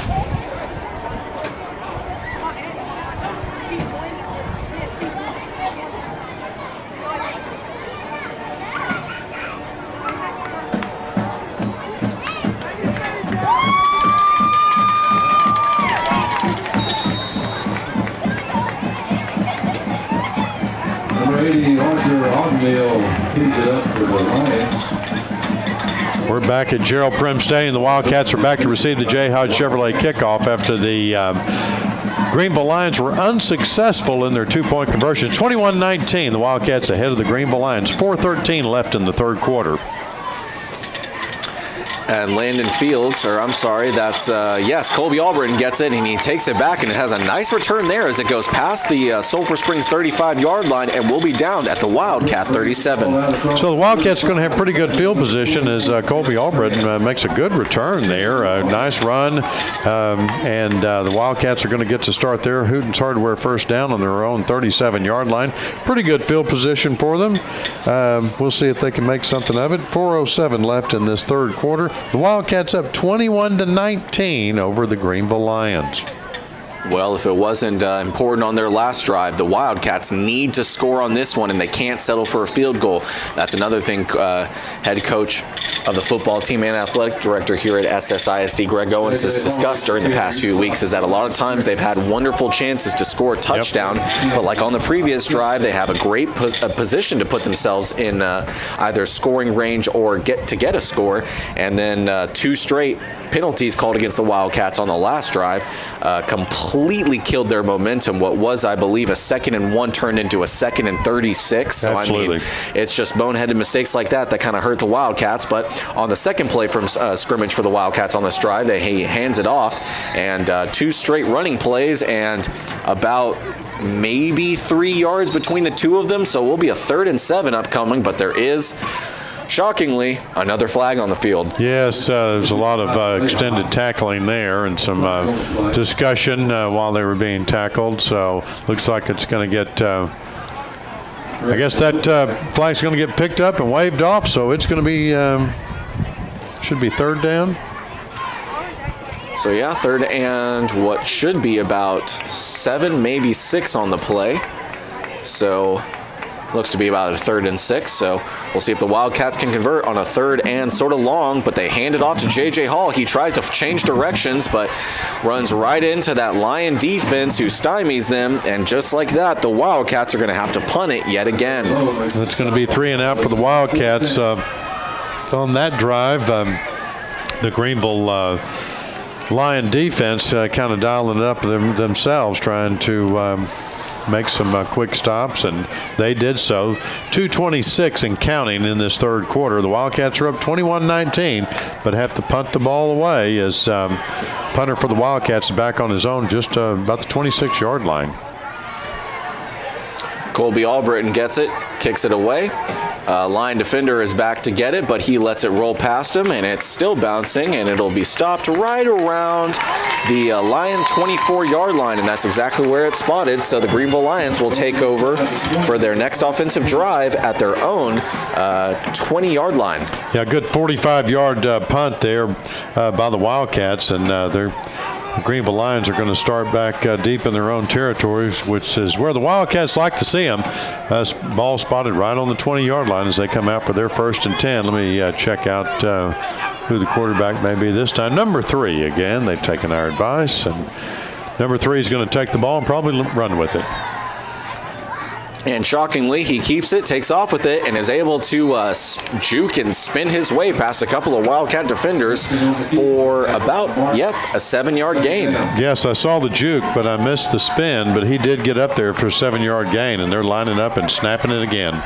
And a wise decision there, as this Wildcat defense, as we've seen in previous weeks, is probably starting to get a little gas as their offense is struggling to get first downs and stay on the field. Consistency issue, something else that Coach Owens has talked about that his team needs to work on. And the Greenville Lions, I think they're starting to kind of steal a lot of this momentum and starting to shift it all their direction. So the Wildcats defense, we've been saying it a couple times throughout the game, but the Wildcats defense really needs to get a stop and give their offense a chance to kind of develop some momentum again. Micah Simpson hands it off to Neal, and he keeps it, and he is able to barrel his way past the offensive line, but probably gets about 4, maybe 5 yards on the rush, so we'll be about a 2nd and 5 upcoming here for the Lions. This Lion offense is on fire as they get to the line very quickly and snap again.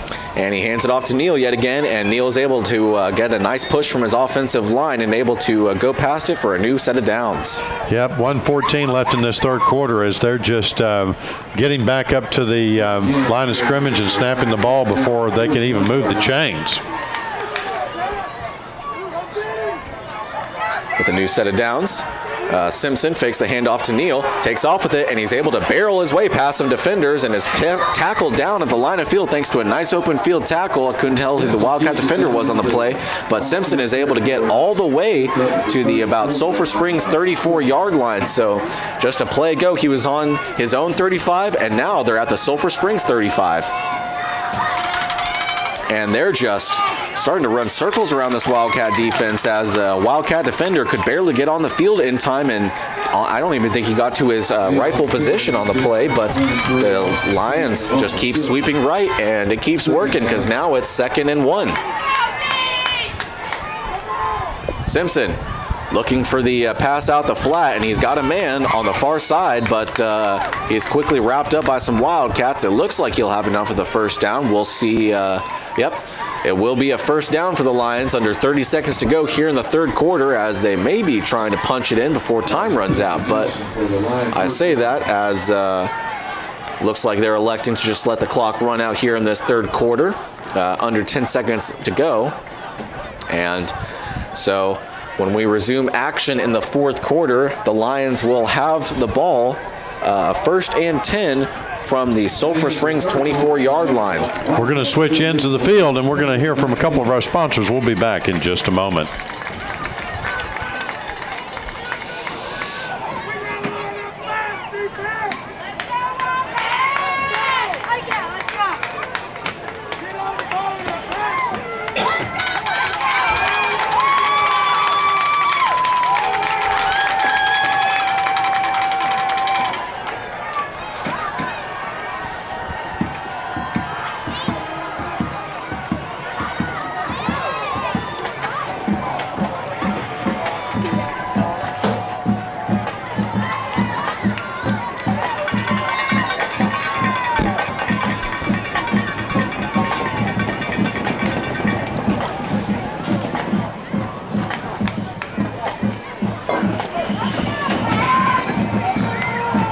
Welcome back to Gerald Prim Stadium here at the start of the fourth quarter, as the Wildcats football team are holding on right now, leading 21-19. Greenville does have the ball on the Sulphur Springs side of the field, the 24, and the quarterback Micah Simpson on the first play here in the fourth quarter takes it 15 yards and is down inside the Sulphur Springs 10 at will be the Wildcats 10-yard line.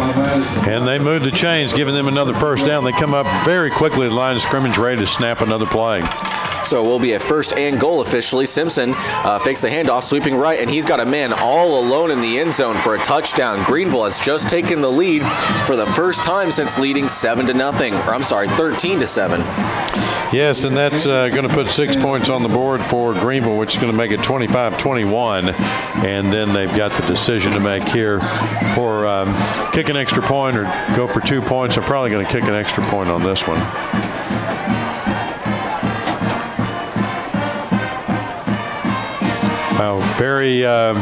The change that they made on that last drive was getting to the line and snapping the play very quickly, and that put the Wildcat defense back on their heels. It looks like they're going for two. Now they're going to talk about it. Going to take a timeout. We're going to take a timeout with them and take a quick break, and we'll be back here, Wildcat football at Gerald Prim Stadium, in just a moment.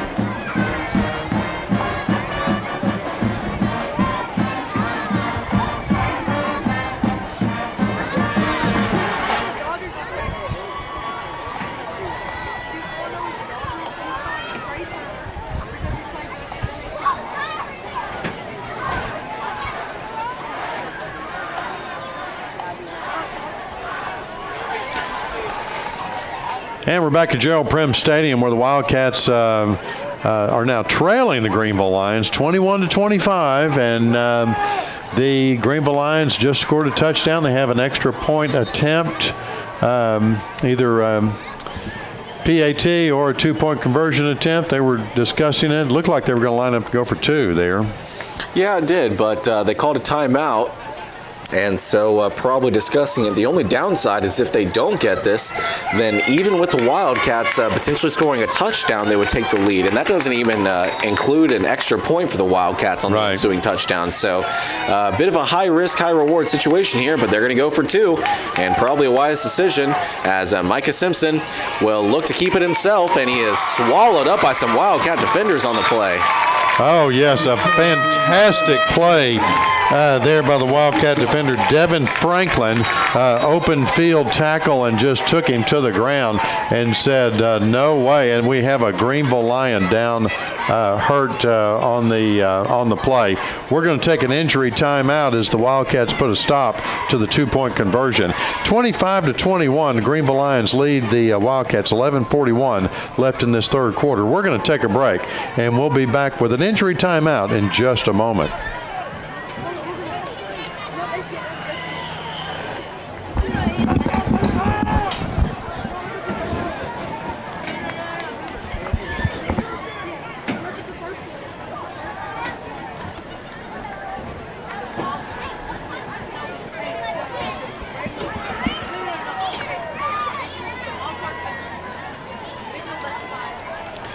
And we're back at Gerald Prim Stadium where we're in the middle of an injury timeout.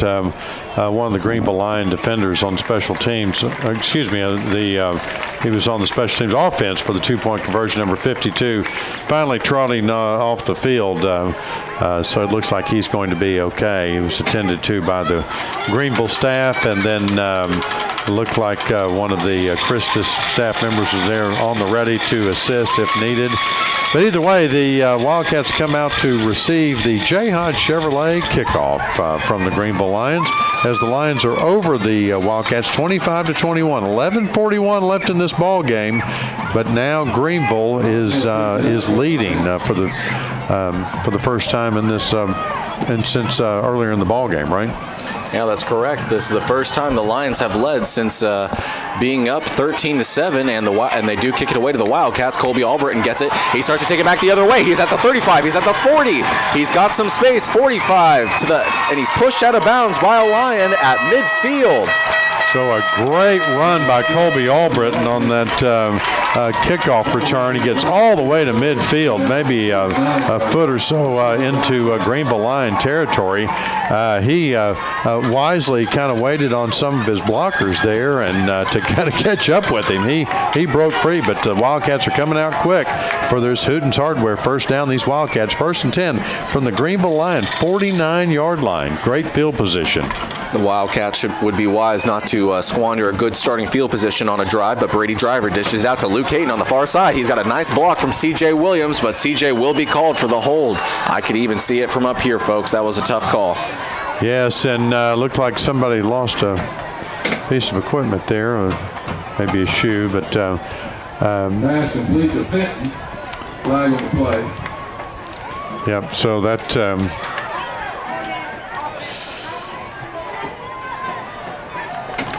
Luke Clayton, a great run, but it's going to be called back there. It's going to be a hold against a Wildcat, and they're going to mark off 10 yards. Get to play the down again, but Holding indication against the Wildcats. It'll make it close to another 10 yards on first down, so it'll be first and, well, about 16, 17. So Driver looking to pass again, and he's looking over to Matthew Sherman, who had a nice reception past the original first down marker, and he'll be tackled pretty close to that, as he'll get about another yard, maybe 2 of extra yardage. So we'll be about a second and about 8.5 now. Yeah, great grab by Matthew Sherman there to get him back in contention here. The second down, they're going to call it, I'm going to call it 8.5 to go there.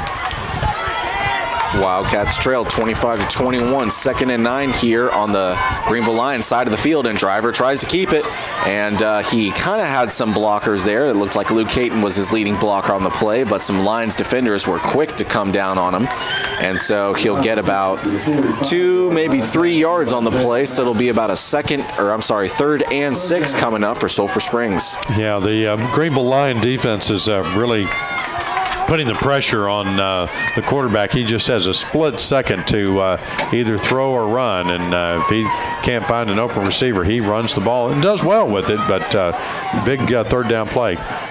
He fakes the handoff. He tries to dishes it out to C.J. Williams, but just an overthrown ball there from Brady Driver, so likely punt situation coming up for Coach Owen's team, but looks like maybe his offense is staying on the field, so they might be trying to convert here, because I think they're starting to detect that this momentum, and unfortunately more so than that, the game is starting to get away from them here. Yeah, they have got, they could try to get him to jump off sides here and make it a shorter 4th down play, but 9 seconds on the play clock. Here comes a timeout by the Greenville Lions. We're going to take a break with them and take a short break, and we'll be back to see what's going to happen on 4th and 6 for these Wildcats here in just a moment.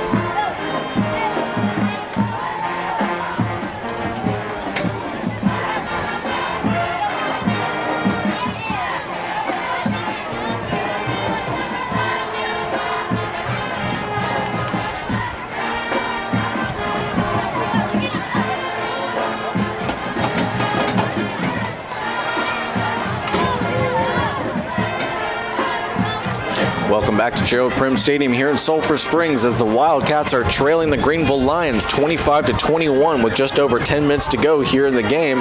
But the Wildcats do have a 4th and 6 upcoming. And before we were graced with a timeout from the Greenville coaching staff, the Wildcats were going to go for it on a 4th and 6 on the Greenville side of the field at the 45, and they will stay going out for it. So in the backfield with Brady Driver is number 45, Luke Clayton, as his blocker, and Driver tries to get it out to Weston Fields, but line defender there was all over the play, and a bit of a taunting there against Weston Fields. No call on the field, so it will be a turnover on down for the Wildcats, and the Lions will take over. Yeah, that line judge just wasn't in the right position to see that, but that was certainly a lot of passion out there on that field as the ball gets turned over. The Greenville Lions going to have pretty good field position here on their own 45-yard line, and this game is it's becoming a ball game here as the Wildcats are down 25-21. 10 minutes and 5 seconds left in the ball game. So Micah Simpson tries to keep it, and he dishes it out to his wide receiver on the far sideline outside, and he gets close to the first down yardage, and he's shoved out of bounds by some Wildcat defenders, and it looks like he'll have just about yardage necessary for the first down. And they'll mark him a yard short of the first down marker, so it'll be about 2nd and inches here for the Lions coming up. They are on the Sulphur Springs side of the 50 at the Wildcat 46-yard line. 2nd and very short for the Lions, and a bit of a must snap there, but Simpson is able to keep it and take off with it. He's past the 35, he's past the 30, past the 25, 20, 15, 10, 5, and he's pushed out of bounds inside the Lion 5-yard line. Yes, and here comes the flags again. That was number 7 for the Wildcats. Riley Hammond's making the tackle out of bounds there, and number 3 is injured on the play as he's hobbling off the field. We're going to see which way this penalty goes. Saw a couple of flags, but looks like they may mark it off against Greenville. They don't have far to go. Yep, they're still discussing it. A lot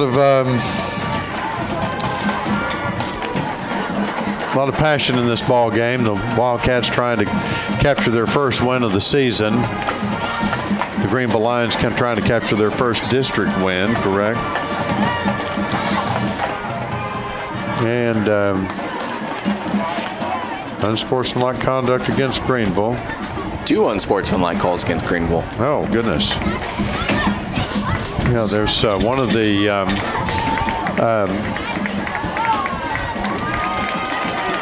officials had to lose his hat because I guess he threw his flag and then had to throw his hat. So instead of being on the 3-yard line, they're going to back it all the way up to the 37. That doesn't seem right. Maybe it's from the spot of the foul.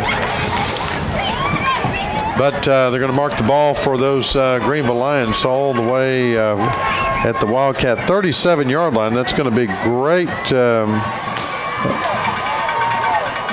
Good news for these Wildcats. The official's still looking to the side of the field. I guess he's just waiting for the line judges to catch up with the sticks over there before he spots the ball.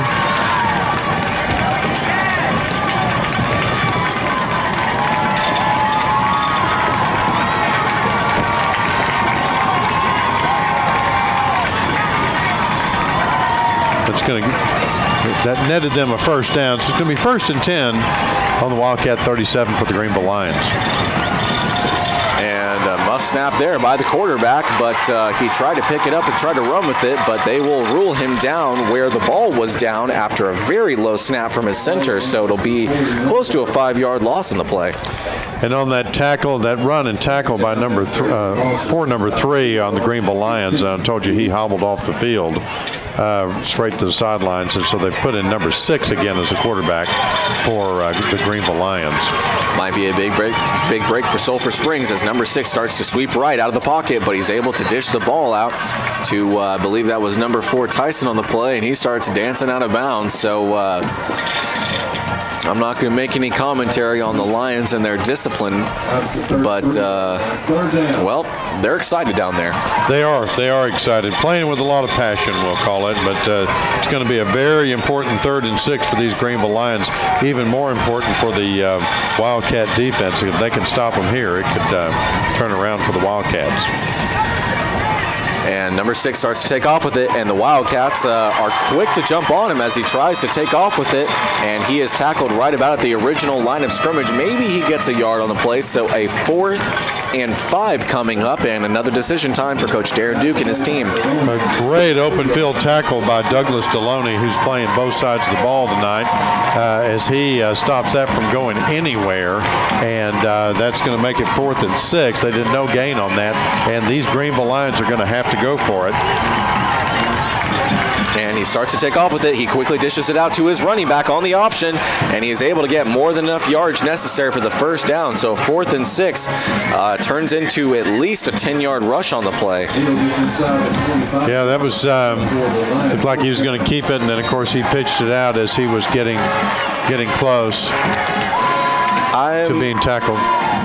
Number 4, Tyson started dancing after he got the first down, so I'm going to guess that's about at least the Baker dozenth number of times we've called an unsportsmanlike conduct penalty. Yeah, absolutely, and probably the first time, though, we've used the word Baker's dozen in the football broadcast. But,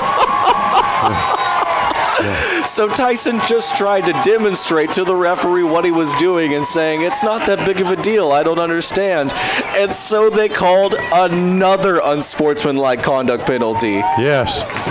So we have very few hats on some of these officials as they keep throwing the flag and throwing the hat, and that's going to make the highlight reel there for this season, I think. Wildcats are just waiting patiently over here on defense to see all these yardage stepped off against the Greenville Lions as the official starts walking with the ball, and he's going to walk one of those country miles for you, Ross, as he, I guess he's marking off 30 yards for 2 unsportsmanlike conduct penalties against the Greenville Lions.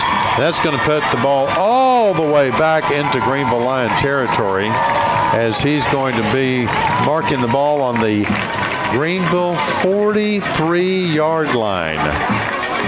So they do that from the spot of the foul, I guess, and anyway, big, huge mark off. That's going to make it 1st and 45, I just calculated. 1st and 45. Thank you, Ross. So, no, I guess they're going to move the sticks, and they're going to call him 1st and 10 all the way up here. Interesting. That doesn't seem right. So he'll hand it off to Neal, and Neal pushes his way forward into the whole of the offensive line, but unfortunately for him, he ran right into about 5 Wildcat defenders, so he'll be stuffed pretty close to the line of scrimmage. He got 2 yards on the rush, so it will make it a scoreboard even has it as 1st and 45, but yep. I think we're all just kind of confused after that. Right, that was a huge amount of penalties, and the officials are not arguing with the chain gang over there. They're just going to call it 2nd and 8, but we'll see.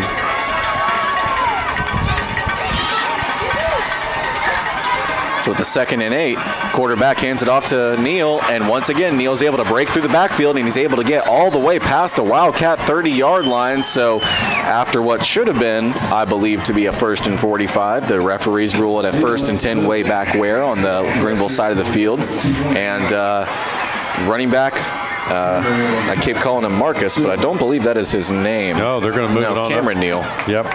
Cameron Neal was able to punch it through and get, 30 yards on the rush. It's hard to estimate exactly how much, but Neal gets the fake handoff, and the quarterback, Galley, tries to pass it out to his wide receiver. I believe that was, no, it wasn't Tyson on the reception, or the intended target on the play. It was instead Jaqualin Davis, the junior wide receiver and defensive back for the Lions.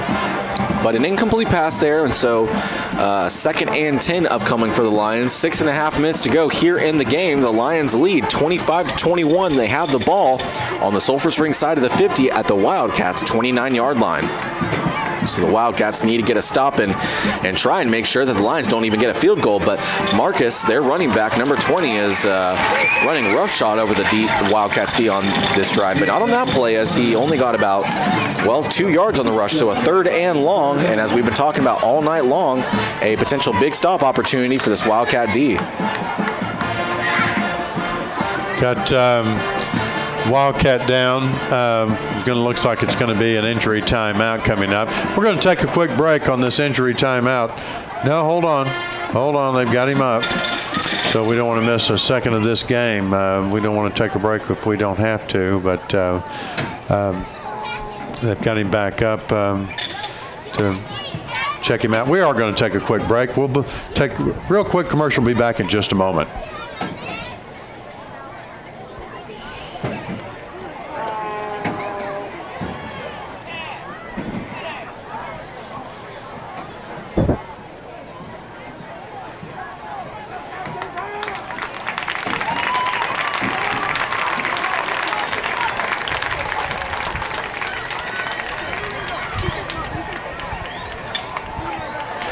Welcome back to Gerald Prim Stadium, as we just had an injury timeout for the Wildcats. It was a senior and leader on the defensive side of the ball, number 25, Madison Martin. A tough loss for this football team, and we hope to see him back soon.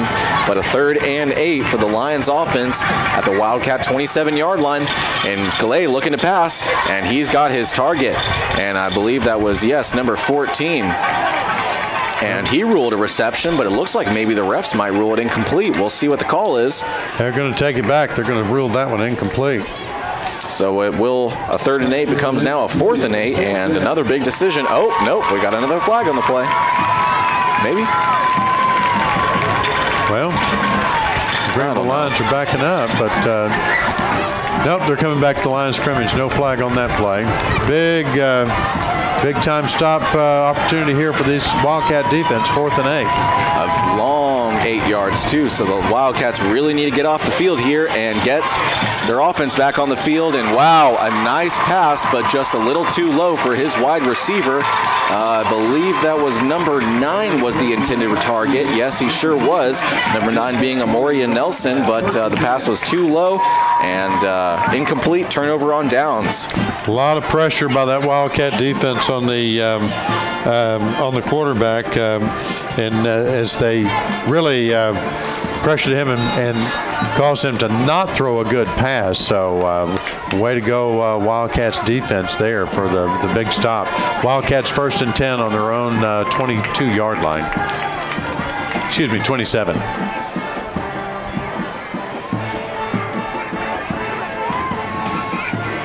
So just under 6 minutes to go. Brady Driver tries to pass, but he instead keeps it, and a wise decision at that, as he gets about 4 yards on the rush, and it will keep the clock rolling. Just about 5 3/4 left here in this game. Now the ball's been moved after the 4-yard rush from Driver past the 30 to the Wildcat 31-yard line. So the Wildcats going to have to keep this ball moving. 5:31 and counting in the ball game. The Wildcats down 25-21. Driver looking to pass again. Lots of lines there, but he gets it out to Weston Fields. But once again, he has overthrown his target, Weston Fields. I gotta say, Chad, I don't want to be negative on Driver here, but previous weeks we've seen a lot better timing and a lot better throws from Driver. So I'm not going to speculate as to how or why that is, but just seems like they're just a little bit rusty in the passing game tonight. Yes, and it may be a little not more pressure, but maybe quicker pressure, if that makes any sense. And he threw that ball. Weston Fields got a hand on it, but just couldn't grab it. 3rd and 6 here for the Wildcats, and they fake the handoff to Malachi Rowland, and C.J. Williams drops what would have been a first down unquestionably. So now a big decision, 4th and 6 from their own 31, and they're going to punt it. Yeah, that was just that was a beautifully thrown ball there on Brady Driver's part. Hit him right in the hands, but he just couldn't hold on to it, and so it's going to be punt time for these Wildcats, because they're just pushed too deep back in their own territory on their own. They're going to be snapping the ball on their own 31-yard line. Wildcats may not get another chance to touch the football on offense, but they're going to punt away anyway. And nice punt there by Colby Albritton that keeps on bouncing. It's past the past the Greenville 30 and almost the Greenville 20-yard line. So we'll be down at the 21, which is where the Lions will take over for their next drive. We're going to take a quick break, and we'll be back in just a moment. Flag.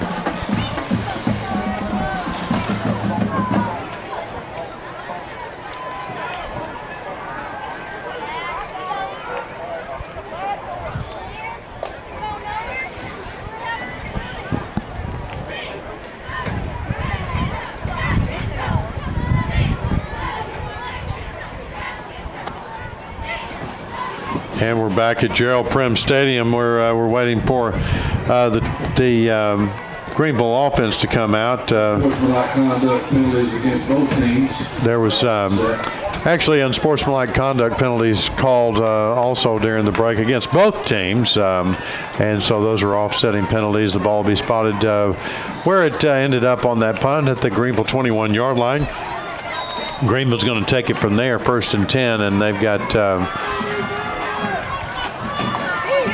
And the quarterback will keep it on his first play from scrimmage for the Lions on offense, and it looks like he will get maybe a yard on the rush. He might have been stuck to the line of scrimmage. It looks like they'll give him maybe a yard on the play, so it'll be about a 2nd and 10, 2nd and 9, and a couple inches here.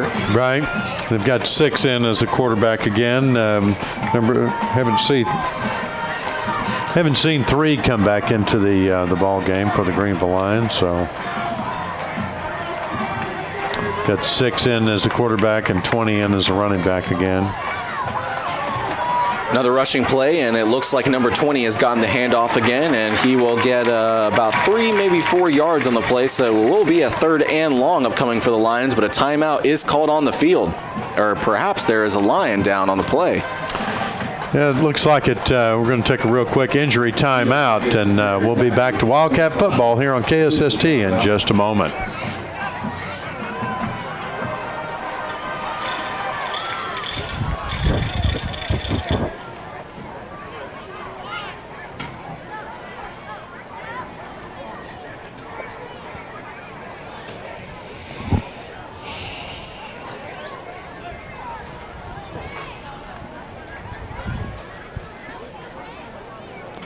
And we're back at Gerald Prim Stadium where the number 20, the very successful running back for the Greenville Lions, is down on the field being tended to by the Greenville staff over there. And so Wildcats defense trying to regroup and talk about their strategy while they have this injury timeout. Looks like it's going to be another second, so we're going to take another quick break. Nope, he's getting up. We're not going to take a break. We're going to stay with you here. Looks like there's maybe a foot injury as he's being helped off the field as he hobbles a little bit. Now he's walking under his own power. But the Greenville offense is going to have to change up their strategy as he was certainly a very familiar target by the Greenville offense, number 20.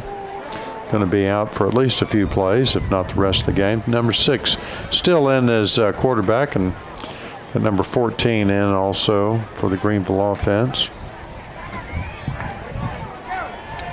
Very close game here. 4:15 left in the ball game. 25-21. The Lions over the Wildcats. So a 3rd and 7 here. This could be a game-breaking decision right here, and the quarterback is able to dish it out to number 14, but once again the throw is low. He tries to dive for it, but it's incomplete. So a 4th and 7 coming, and now the punt team coming on for the Lions. So the Wildcats definitely going to get the ball back here with 4 minutes and 2 seconds left in the ball game. The Wildcats will need to get into the end zone if they have any hopes of beating this Greenville Lion football team, but the Wildcat punt returner back on his own about 44-yard line to receive this punt. Showing a lot of pressure, but they are able to get the ball away. Number 4, Colt Silman is back to get it, and he lets it roll before going to pick it up at right about the Sulphur Springs 25-yard line. He's past the 35 before being pushed out of bounds on the near sideline, so that's about where the Sulphur Springs Wildcats will take over. Just under 4 minutes to go. They trail by 4. Yeah, big booming kick there by their punter, but great return by the Wildcats as they're going to get up. Looks like they're going to mark him now about the 33-yard line. It's always interesting to see where we think it's stepping out of bounds. 1st and 10 for these Wildcats. At the 38-yard line, driver will fake the handoff. He's looking deep, and he's got Weston Fields on the near sideline. And it looks like he got it, but the referee will say he was out of bounds. And he was about 20 yards behind Fields, so I'm kind of surprised he was so quick to make that call without a second thought. A beautiful catch there, and it looked like Weston Fields had it and in bounds, but we'll have to watch for that replay. But the officials say no, and the Wildcat side of the fans here are not happy about that call. As the Wildcats come back up to the line of scrimmage, it's going to be 2nd and 10 from their own 38. So after the bomb fell incomplete, the defense showing blitz all the way, and driver takes off with it. He's sweeping left to the far sideline. He's past the 45, past the 50, and then runs out of bounds on the Lions side of the field at about the 49-yard line. An easy first down for Brady Driver as he crosses midfield there, running all the way across the to the other side of the field. Very quick thinking as he saw the blitz was coming, and I mean, just immediately they got through the line, and he outran them. So now, sorry. Here comes your Hooten's Hardware first down, sorry. And then with a new set of downs, driver looking to pass, and he tries to get it. Oh, and it's intercepted. Just thrown a little bit in front of the receiver there, number 1 for the Wildcats, and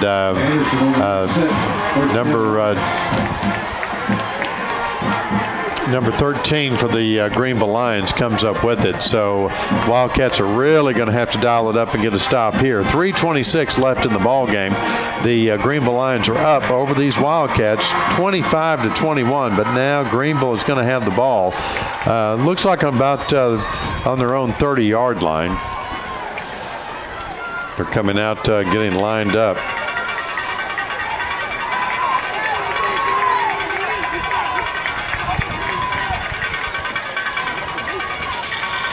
With the new set of downs, quarterback Galley is still in. He hands it off to his running back, and he tries to take the hole that his offensive line created, but is quickly taken up by the front 7 for the Wildcats. So he's able to get 3 yards on the rush. It will be a 2nd and 7. Timeout called on the field by Coach Greg Owens. We're going to take a quick break with them, and we'll be back here at Wildcat Football in just a moment.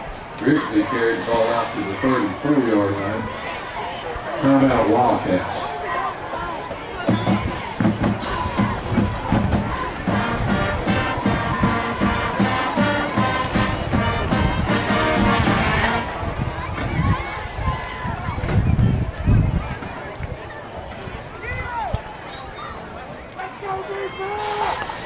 And we're back at Gerald Prim Stadium where the Wildcats are down 25-21. The Greenville Lions have the ball. 3:18 left in the ball game. It's the 4th quarter here, and it's decision time here for Greg Owens to see what he can dial up for this Wildcat defense to try to get the ball back with some time left on the clock to get in the end zone, because that's what's going to take to win this ball game.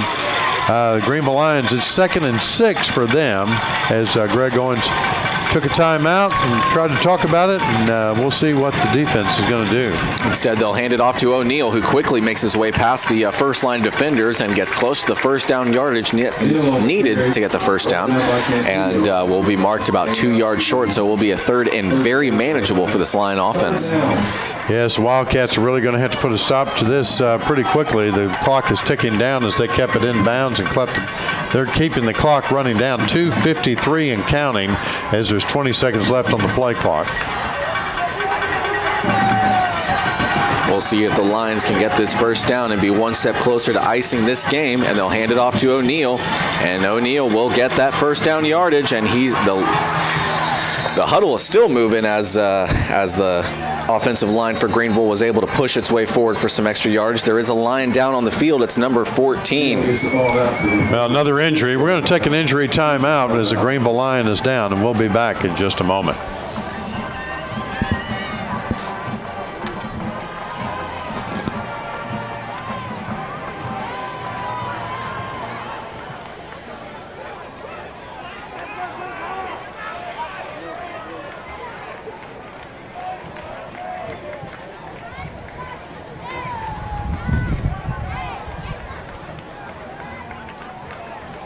And we're back at Wildcat football here at Gerald Prim Stadium. As number 14 for the Greenville Lions is being helped out by the medical staff, the training staff of the Greenville Lions. He was a little closer to this side of the field, and Wildcat staff quickly went out there to try to check on him, but the Greenville staff is out there now, and they've got him up on his feet. Leg injury, it looks like. And he's going to be hobbling off the field. All these players leaving it on the field, as they like to say here, Ross, on both sides of the ball. It's a very competitive game. 2:36 left in the ball game. The Wildcats are down 25-21. The Greenville Lions have the ball, and with the new set of downs, if they can keep the ball on the ground, they can take a lot of time off this clock, and it's going to make it very difficult for these Wildcats. Especially since the Wildcats don't have any timeouts left.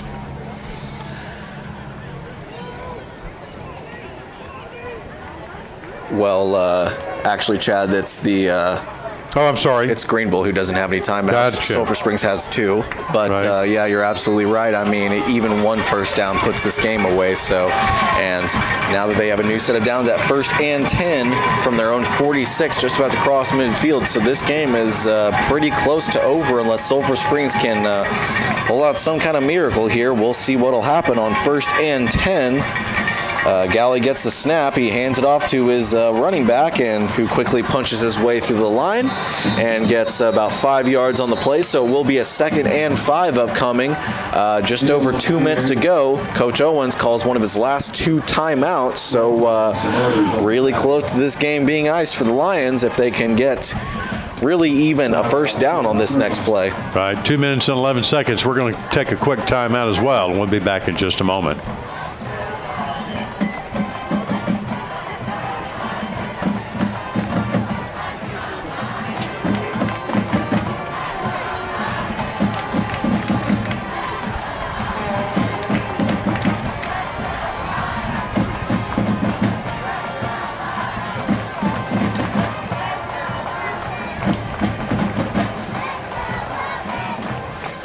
Welcome back to Gerald Prim Stadium here in Sulphur Springs as the Wildcats football team are trying to do anything they can to somehow pull themselves back into this game. They trail by 4. The Lions do have the ball with a 2nd and 5 at the Sulphur Springs side of the field at the 49, and just 1 timeout remaining for Coach Greg Owens and his team.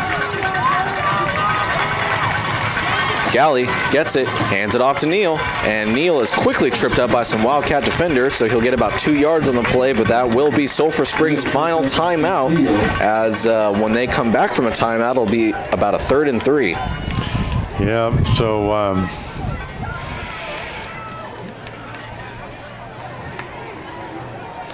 this team comes to the sideline to take this timeout. We're going to take another quick timeout with them. We'll be back here at Wildcat football in just a moment.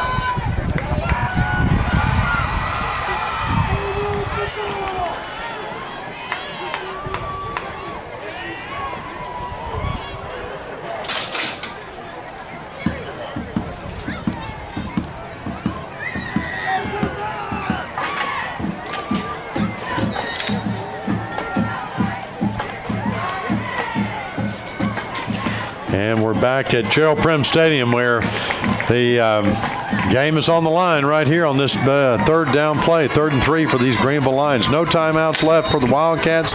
2 minutes and 8 seconds left on the game clock. The Wildcats are down 25-21. They just need a first down, and they go back to Neal to try and get it, and he will be marked short, so he only gets a yard on the rush, and it will make it a 4th and 2. No timeouts left for Sulphur Springs, so clock keeps ticking with under 2 minutes to go, and likely punt situation coming up for the Lions, and they will most likely let this clock run out as far as possible, maybe take a delay of game penalty and take as much time as possible, but looks like it'll get down to a minute 20 before they have to snap the ball. Like you say, they could let it run out. Looks like they could just go for it, which is what they're trying to do, and they can turn the ball over on downs if they don't get it. Wildcats only have average field position. And wow, the Wildcats showing all sorts of blitz, but it won't matter because they get the Lions to jump, and it will be a false start, so a 4th and 2 becomes, I'm not going to say impossible, but a very difficult 4th and 7. Yeah, but the clock is down to a minute 23. Of course, timeout with the time stops with the penalty. The penalty is against the Lions. It'll back them up 5 yards, and that'll be 4th and 7, like you say, Ross. And they could take a few seconds off the clock by running it, but they're bringing the punt team out. They're going to punt the ball away. Wildcats will get the ball back, but have maybe a minute 20 on the clock by the time they get the ball. Yes, and as you talked about previously, the Wildcats have to get a touchdown if they want to win this game. They trail by 4, so a field goal simply will not do it. So very interested to see how this return goes, if it's a fair catch, and it looks like blocked. Yeah, absolutely, and Colt Stillman is back to get it. It takes another vertical bounce when it goes to the Wildcat side of the field. So we'll be down at about the Sulphur Springs 23-yard line, which is where they'll start the drive, and 74 seconds left to get a touchdown. We're going to stay with you. The Wildcats are fired up. They're coming up to the line of scrimmage. They're going to be moving the ball quickly. I'm going to look for a couple of big pass plays right out of the gate here. I would guess we've got some of our favorite receivers checking in for the ball game here. We've got Weston Fields here on the near side. Douglas, that's Malachi Rowland coming out. He's not going to line up. But Matthew Sherman on the far side. And Driver looking to pass. He's looking for Weston Fields, and he's got him at the 31-yard line. Walks out of bounds, so that will stop the clock, and it keeps the time on the clock at 1:10 now. Right. Didn't get enough for a first down, but it made it a very manageable 2nd and 2. Got 8 yards on the play. Weston Fields here on the near side also, again, lined up. Matthew Sherman on the far side. And Driver looking right, and he's looking for Weston Fields again, and Weston Fields beats a defender, runs a literal circle around him before walking out of bounds right about at the Sulphur Springs 40, so clock stops again, and just 5 seconds taken off the clock, so the Wildcats efficiently at this point moving their way down the field and going out of bounds to stop the clock, so really liked what I've seen from the Sulphur Springs on offense up to this point. Great time management, great play calling. And great wherewithal from Weston Fields in the last 2 plays. Instead, this time he'll pass it out to Colt Stillman, who gets past the midfield marker at about the Greenville 48-yard line is where they'll drop him. Yeah, and of course he gets out of bounds too. So the very good time management. A minute left in this ball game. The Wildcats are down 25-21. They've got a new set of downs, but they just need to keep marching down the field and get in that end zone. Deuces left and right for the Wildcats in the backfield with the quarterback. Brady Driver is number 45, Luke Clayton. Likely his pass protector. And that he is. Driver looking deep, and he's got Weston Fields. Oh my goodness, and it was knocked loose by a Lion defender at the last second. Otherwise, that would have been down at the Greenville 10-yard line. Yeah, about a 40-yard pass there by Brady Driver, and had it for a second, but very good coverage by the Greenville Lion defender, and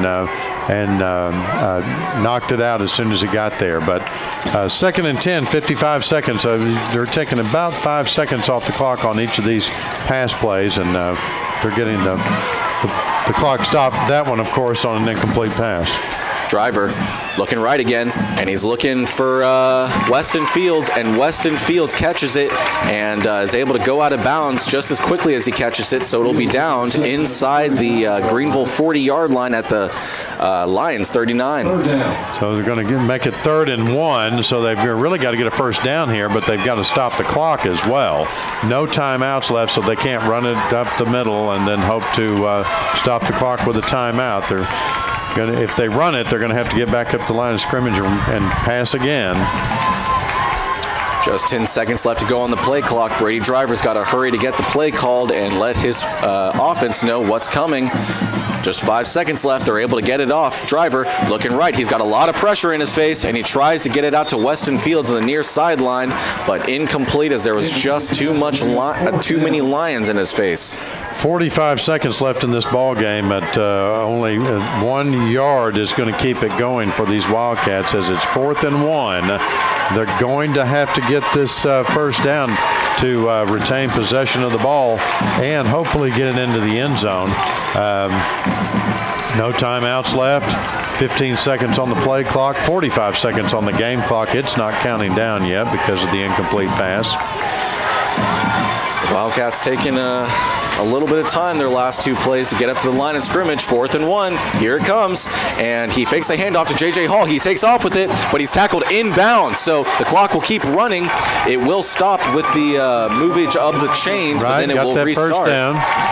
They're spotting the ball. So likely a spike upcoming unless we see a Dan Marino fake spike for the end zone. But nope, he spikes it indeed. So will be takes a couple seconds off the clock. It will be what technically is a 2-yard loss, but either way, again, stoppage of the clock. 31 seconds left. A new set of downs for the Wildcats, but after the spike, it will make it I'm sorry, I was going to say 2nd and 12, but it is a 2nd and 10.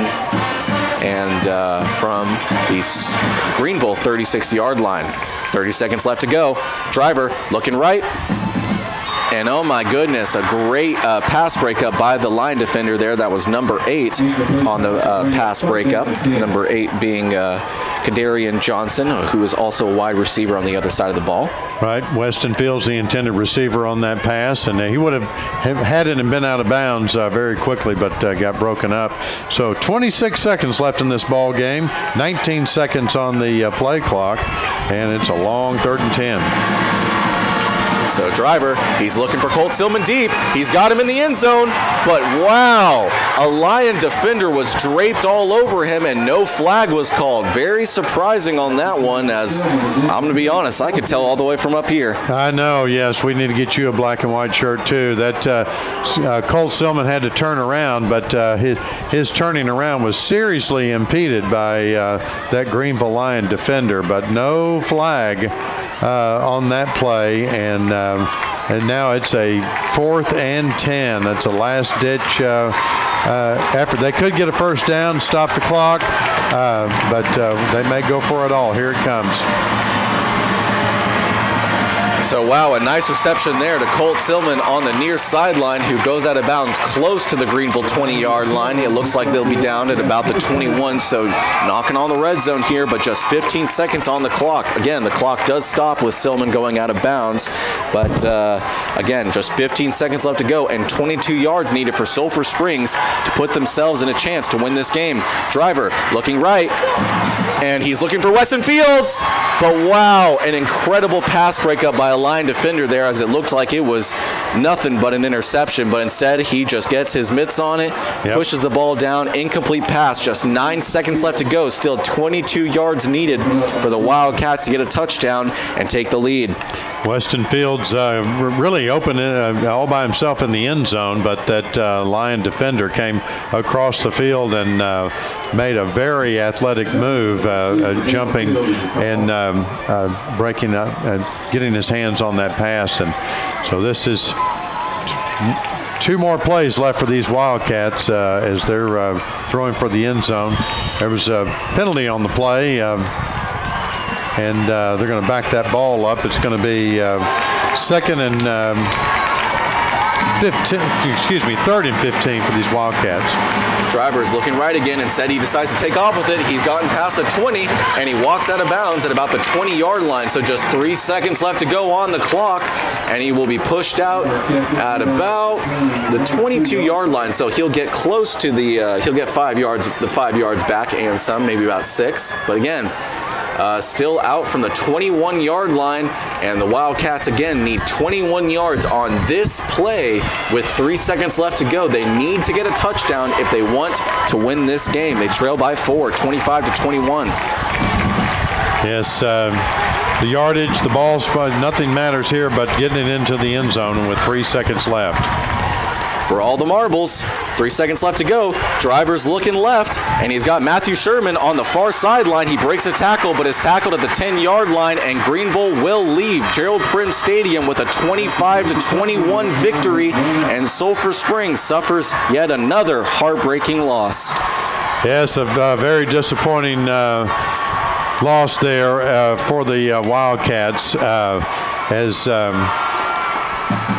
the completion was good, but the just couldn't get it into the end zone. So the Wildcats fall and have another win just grasped from their clutches at the very end of the ball game.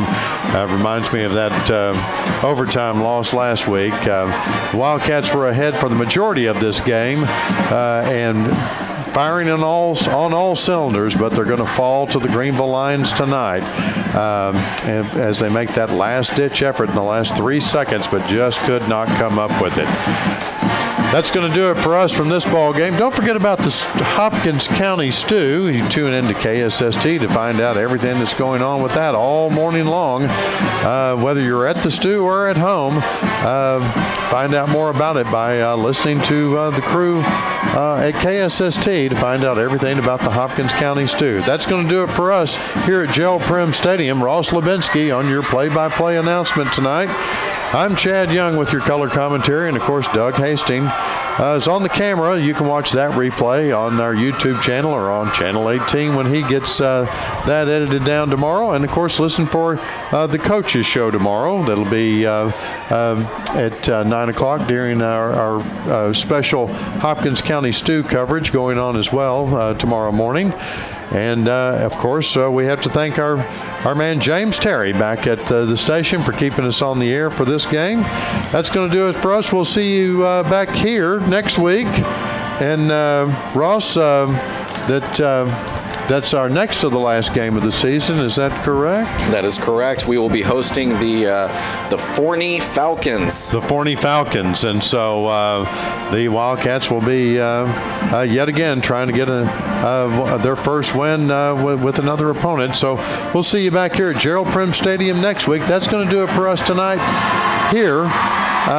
We thank you for tuning in to Wildcat Football, brought to you by KSST in Sulphur Springs. Good night.